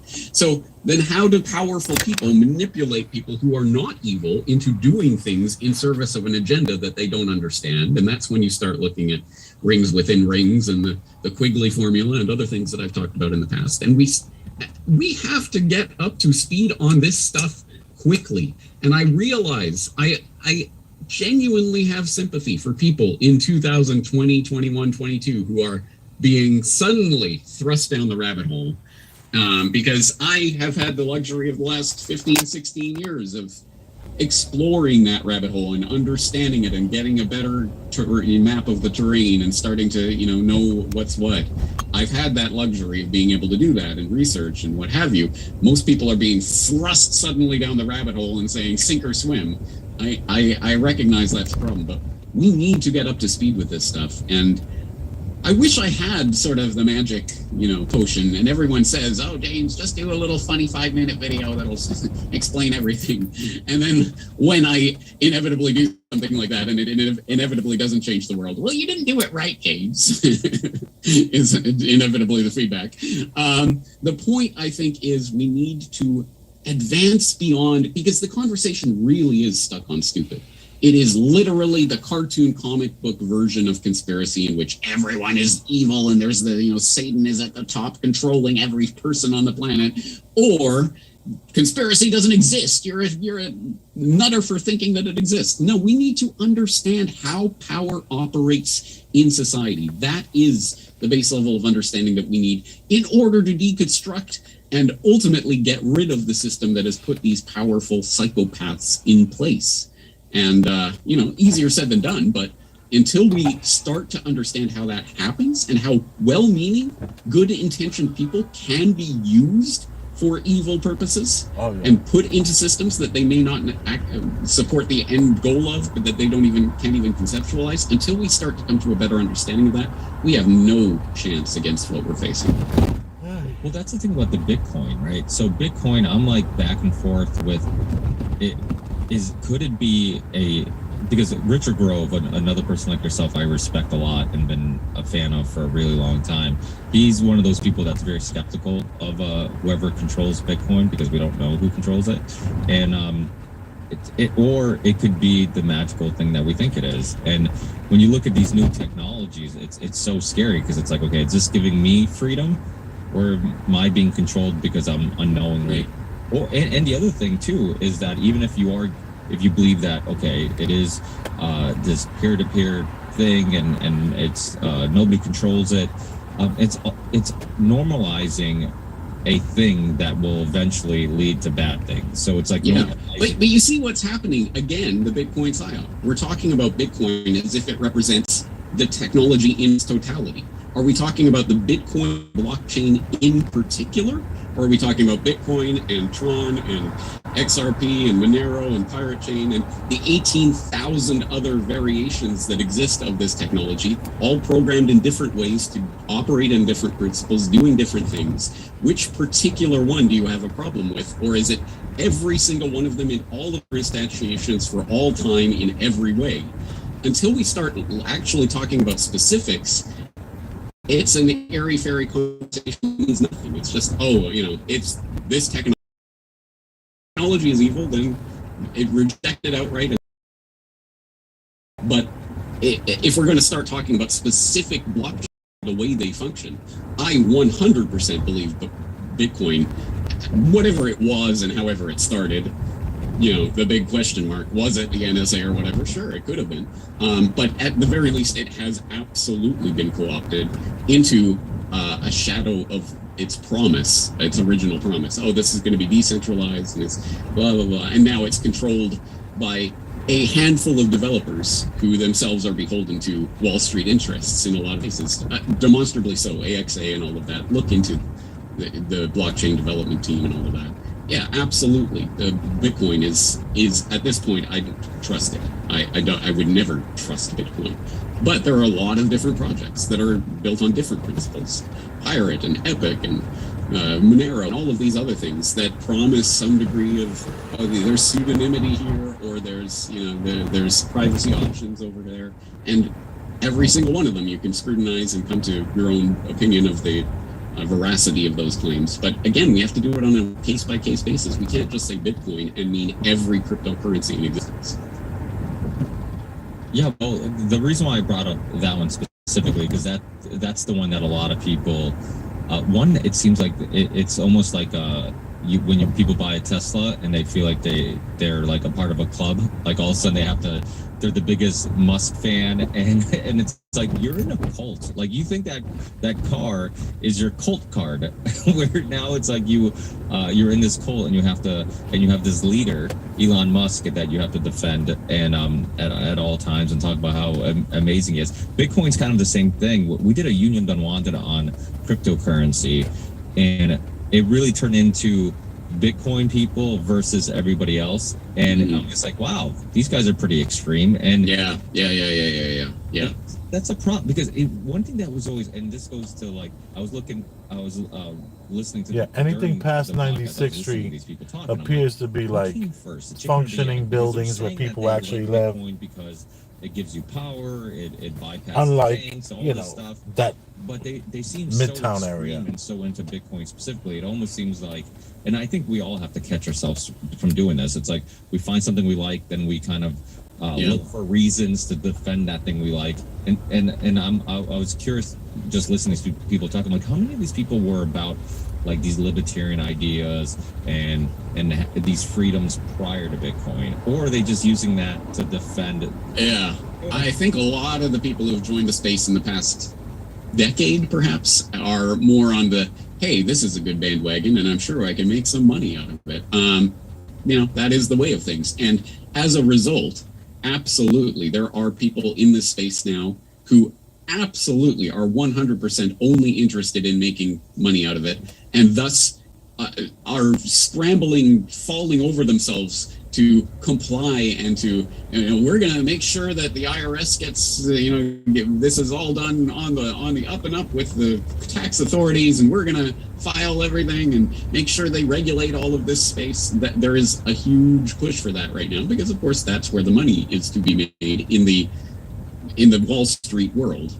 That's how they get on board with this. So absolutely, and the Bitcoin maximalists are funny to me, because if you truly were 100% certain that there is Bitcoin and then everything else is, as they say, shitcoin and totally, utterly useless, then why do you have to work so hard to convince other people of that? Why do you have to hate on everything so much? Why don't you just laugh as all the chumps go into all of these other, all altcoins and, they're going to lose their money. Haha, I'm safe because I'm in Bitcoin. But they seem like really aggressively angry about the fact that other blockchains exist. That doesn't seem like someone who's actually speaking from confidence, to my mind. We had the Float guys, Aaron and Edward Kingsley from Float on that call, and they're in the cryptocurrencies and they're big fans of Bitcoin, but they were just bringing up the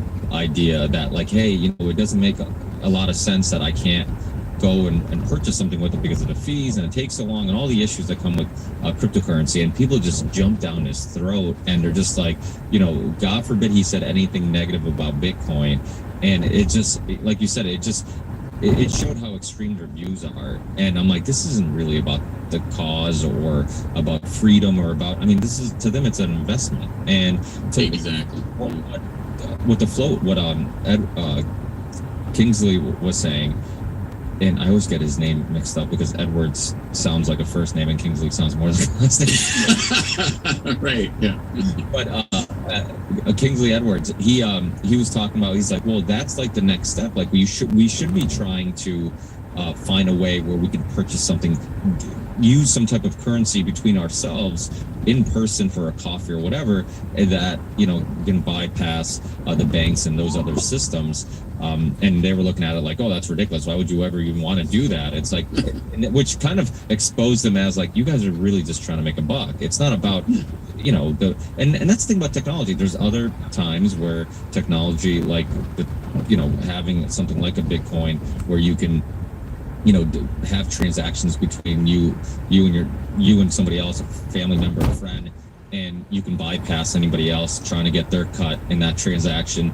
And then obviously technology is also the thing we're afraid of, because in smart cities, you look at all the all the ways they're looking at tracking us and all these things, all the electric cars. There's concerns with that. So it's like absolutely same technology. Well, look, let's put it this way. God bless the Luddites. I'm awesome. If you are a genuine Luddite and you can do that in your life, awesome, great, good for you and your family, maybe, ? Although I doubt you'll be able to get your family on board with that, but that's great. Step away, go live in the cabin in the woods without electricity or anything. Absolutely, live the life of purity that you want. I'm 100% on board with that, and all the power to you.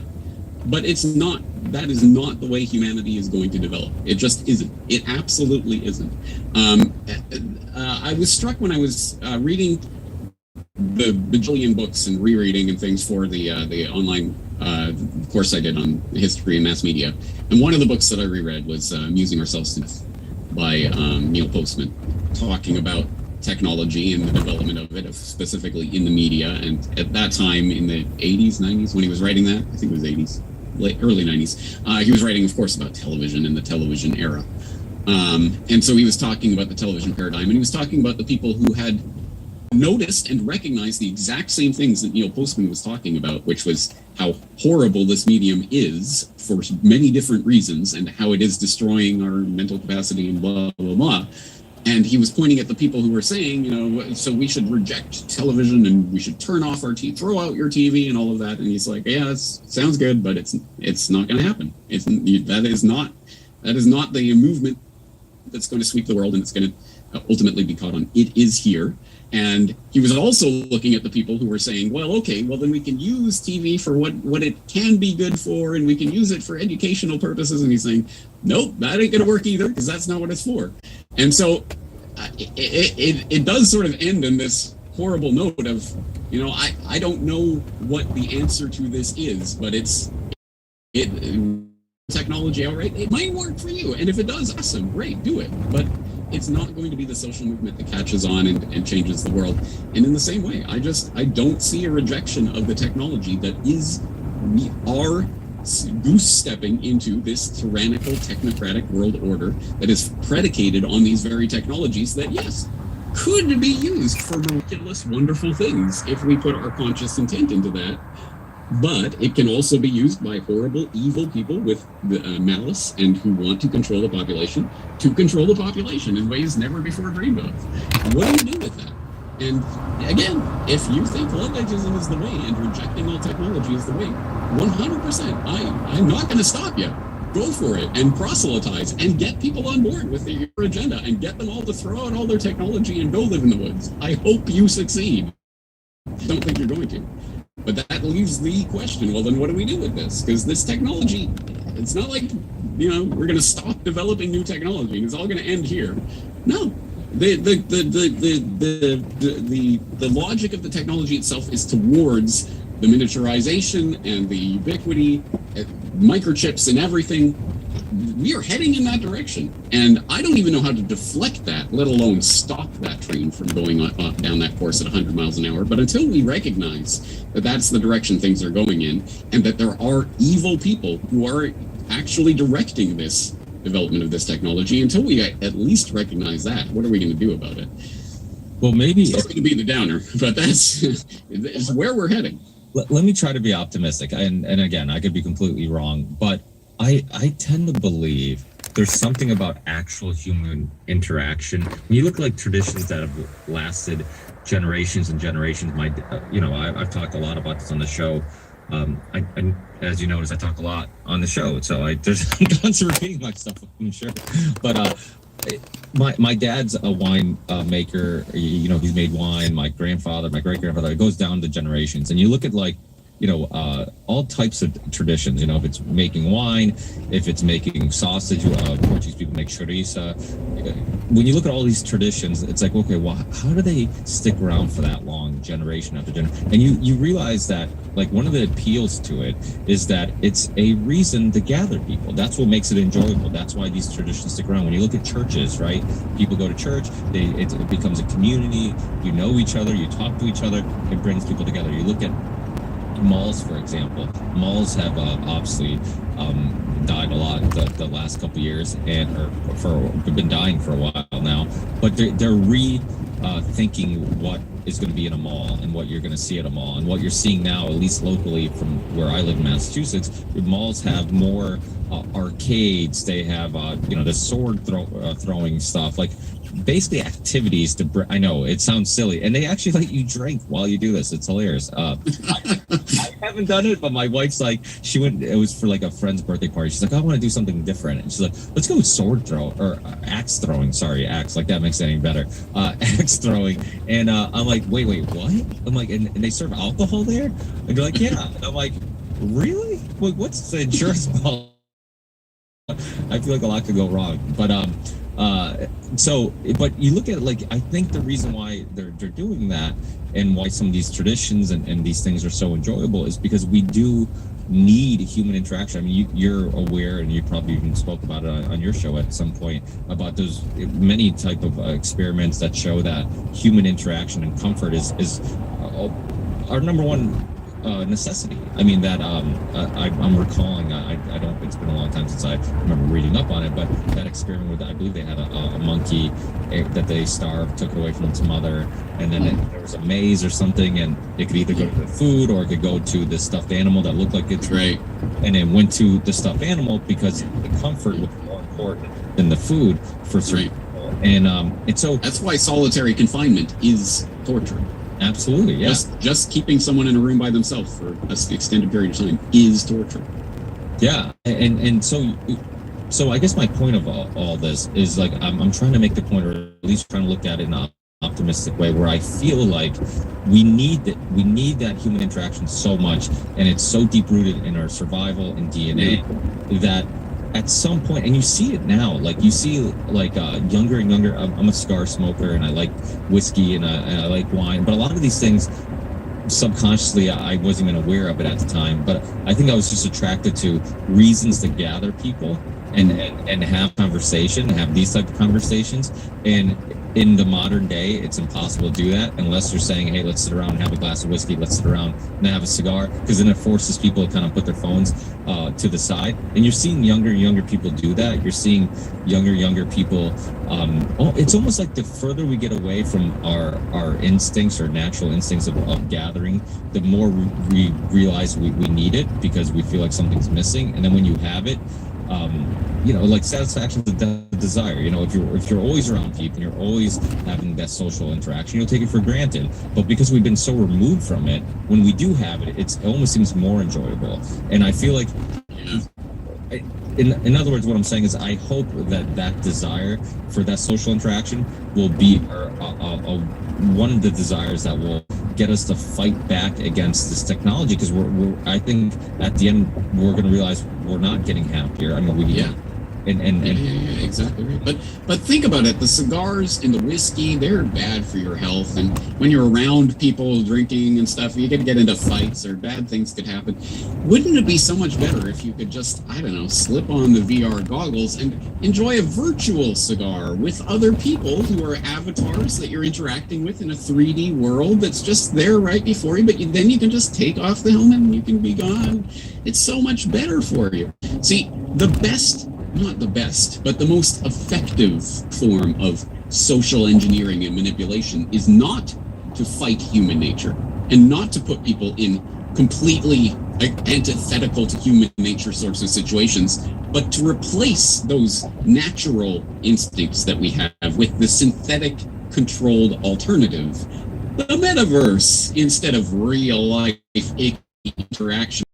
Because the metaverse will be comfortable, anything you want, and you can do it of most people in terms of understanding what it is that humans want and the way that they can provide that to them, or at least the simulacrum of that experience, without actually the real experience. And it is, again, like social media interaction is, it is an interaction with real human beings in any sense that we have as human beings, and yet the more we do that and put ourselves in that space and have those horrible interactions and feel the emptiness inside of these non-interactions with avatars on a screen, the more we do it and the more we put ourselves into it and the crazier we get.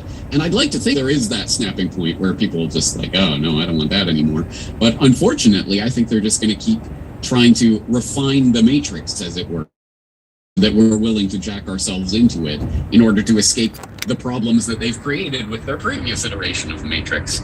That's the sinister side of this. And so what I think is the white pill, or the happy side of the equation, is it comes from our conscious intent, our focus, and our perception. If we are aware that there are evil people directing these technologies that are trying to get us hooked on these synthetic alternatives to real life and trying to direct things in that direction, we can at least start to consciously note these things before they happen.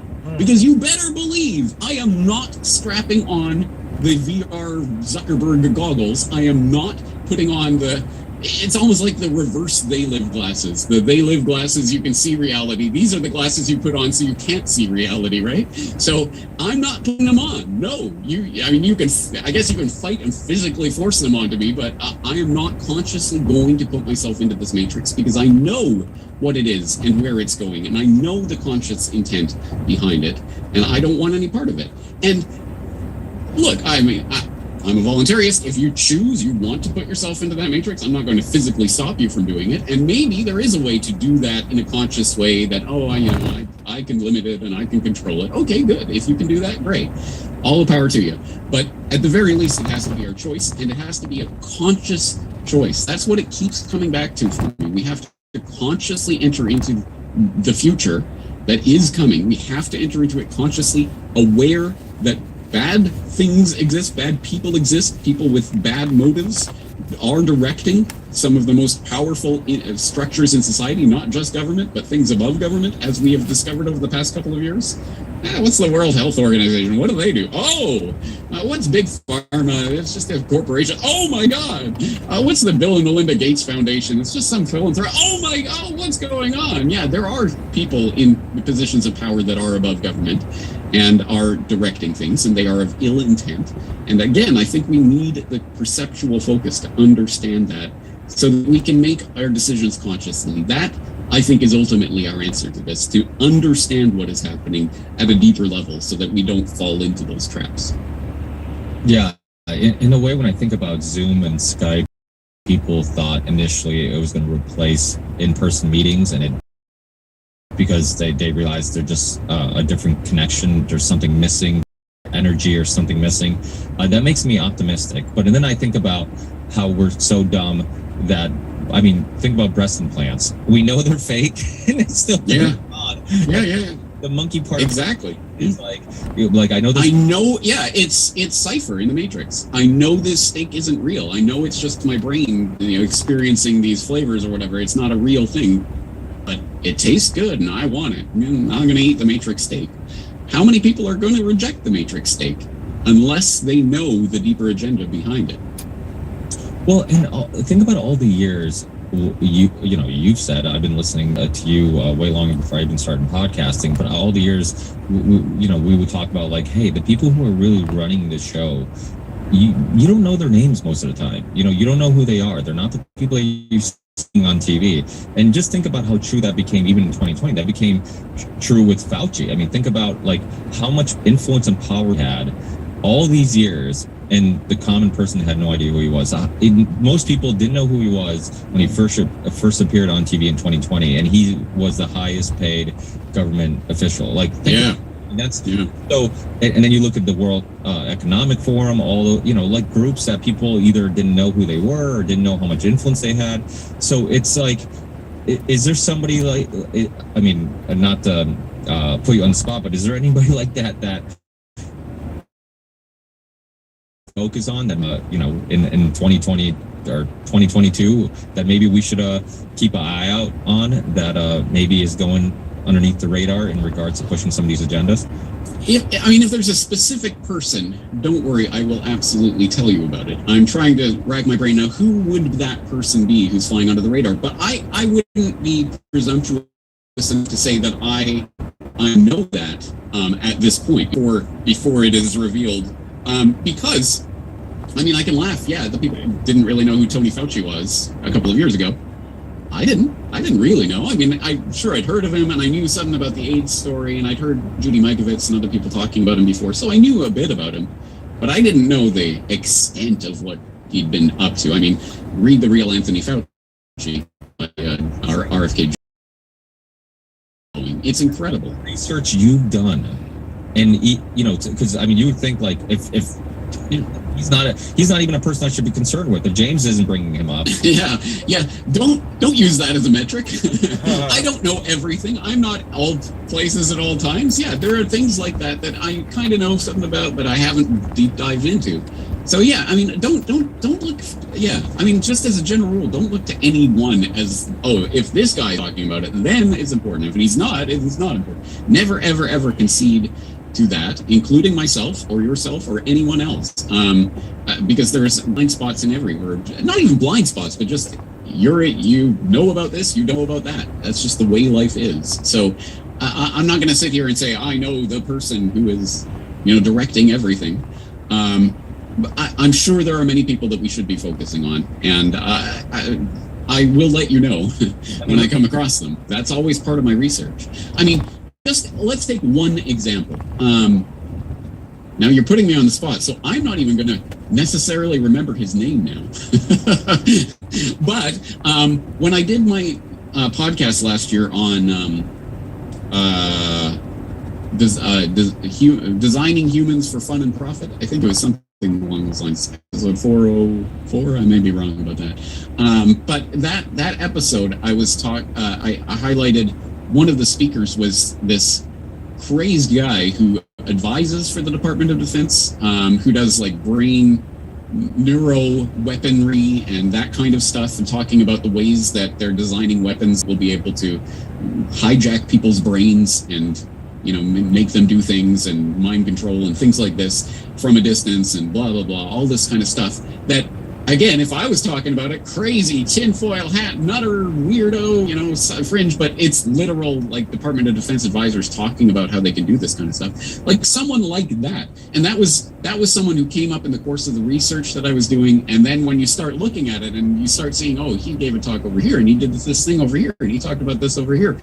And it's not like I think he's directing all of this, but it's just one of those things where once you find the person or you find the particular search term, then suddenly you start to see this whole field of research that's going on that you may have not had any clue was going on until you start looking at it.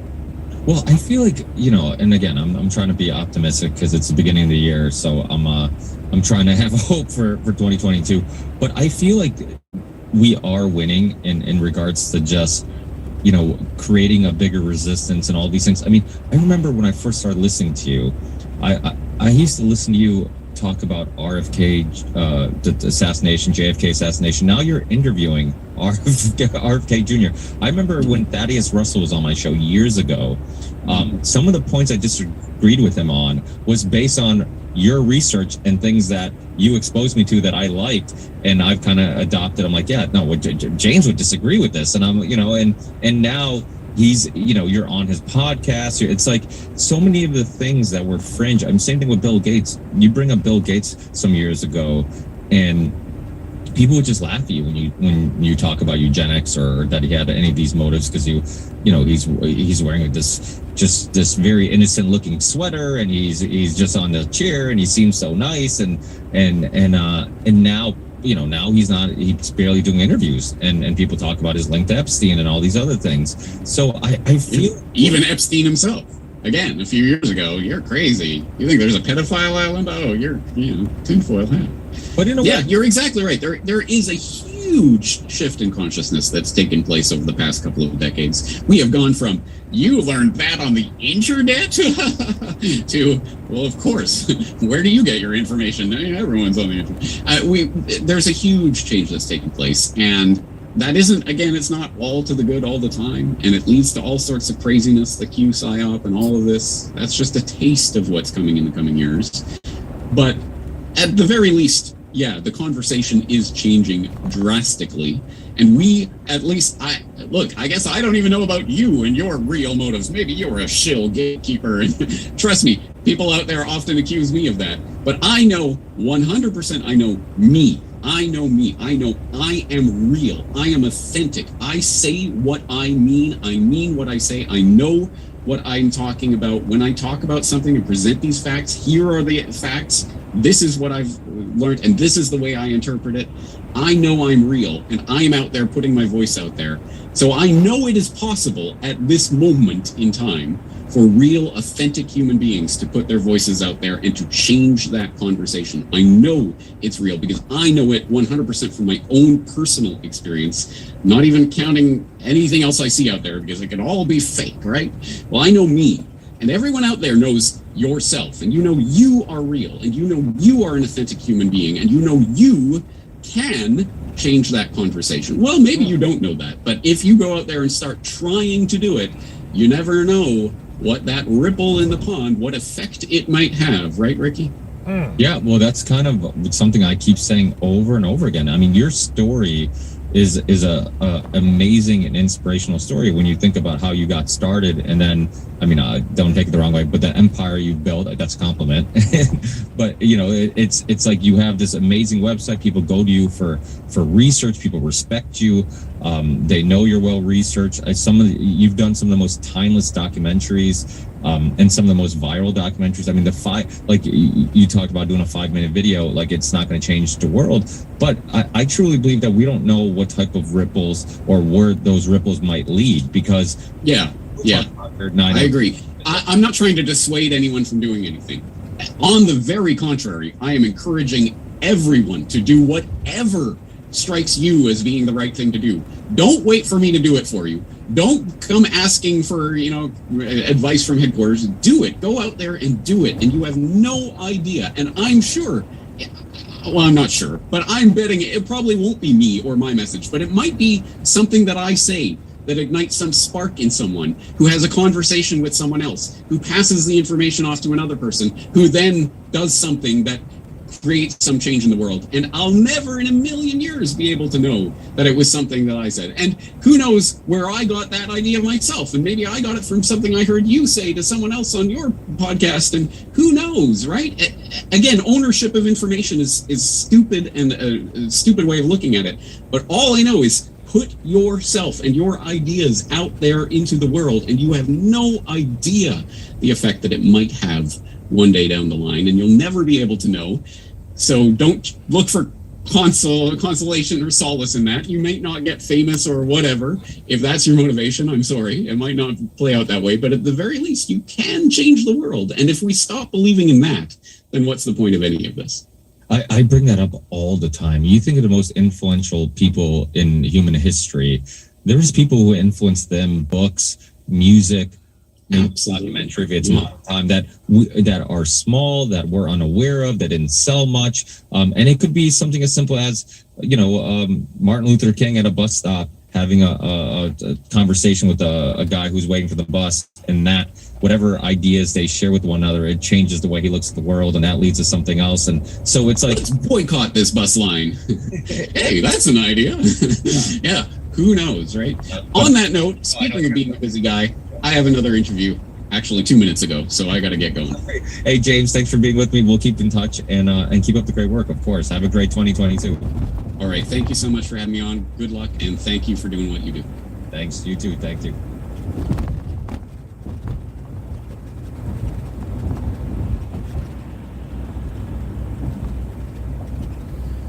Yeah, the Corbett Report is so good. You got to go to CorbettReport.com and check out James Corbett.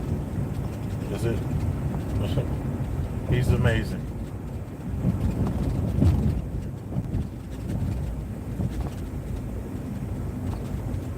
This is the Bronx River Parkway. It's so beautiful in the daytime. Oh my God.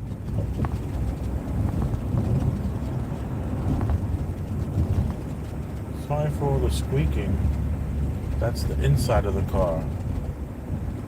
I have some artwork that I'm having framed, and I have some of the, it's like wrapped in plastic in the back. I'm having all my artwork framed that I had in storage for the last 5-6 years. I've been wanting to do this forever. So they're using archival backing, and they're doing some kind of stuff because they know I'm just wrapping it up and I'm storing it for the kids. I have some amazing original pieces by local Harlem artists, and this one guy from Chicago. Well, he's based out of Chicago and New York. He does both, Chicago and New York.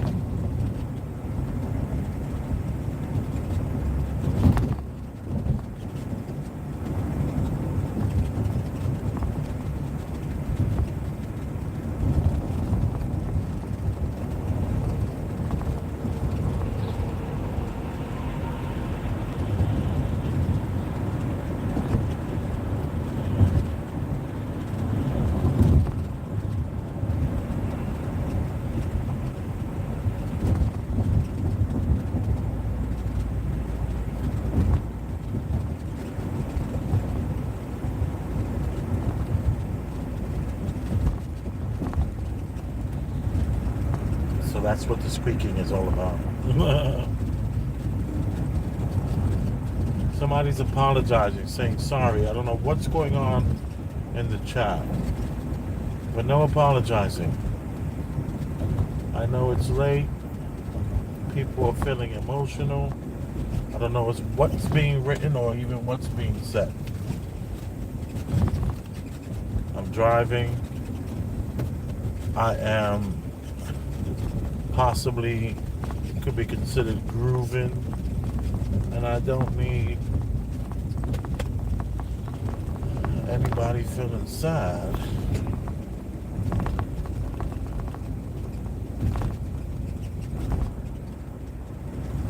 Something about somebody's watching something on YouTube, making them sad. Oh man, yeah. Sometimes you just gotta walk away from social media, man. You just gotta walk away from that stuff because it's like so much out here. So much distractions, and a lot of it is not healthy.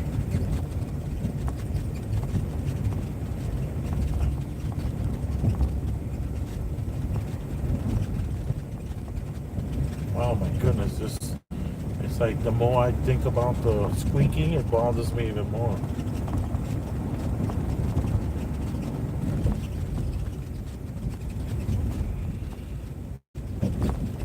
$32 and a 40. I'm not the problem.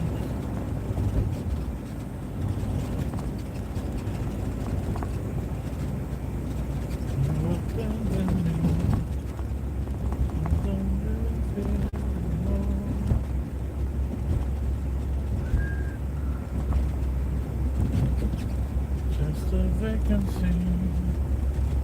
Love don't live here anymore. You're living inside of me.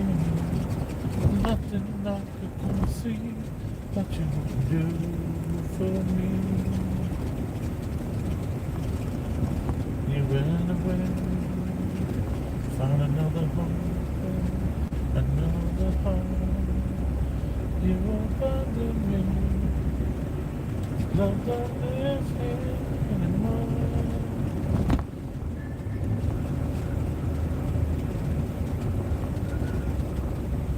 Just a vacancy.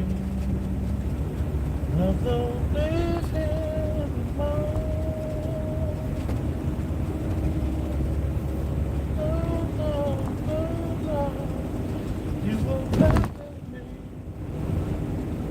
Love don't live here anymore.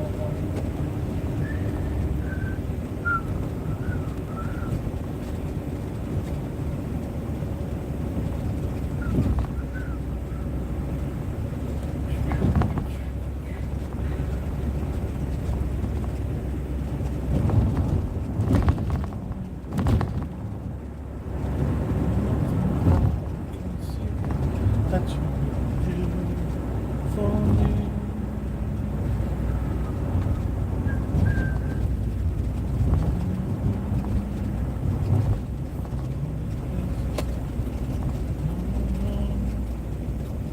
You abandoned me. Love don't live here anymore.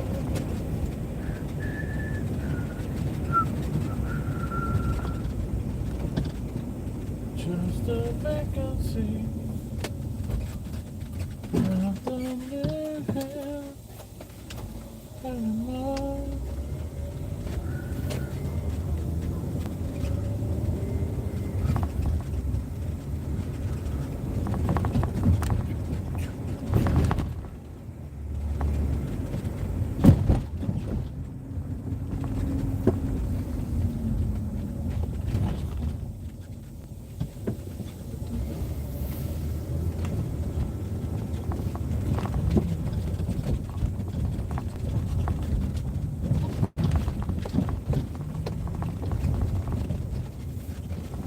You abandoned me.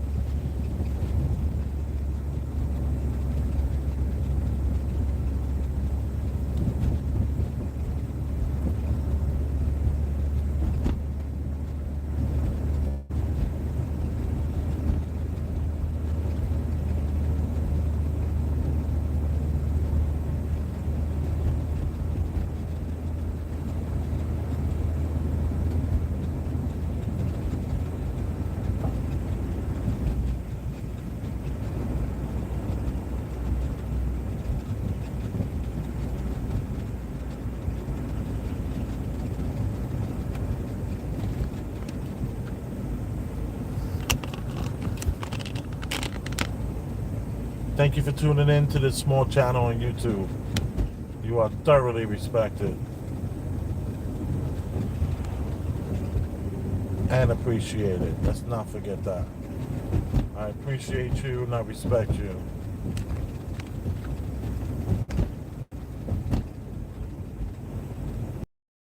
Somewhere.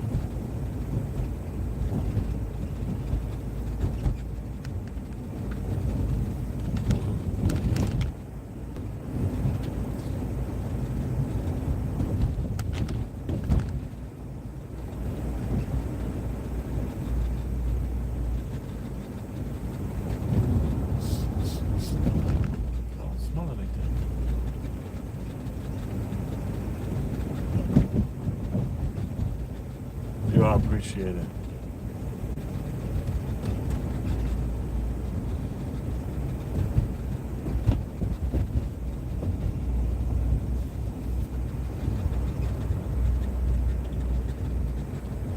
I love you.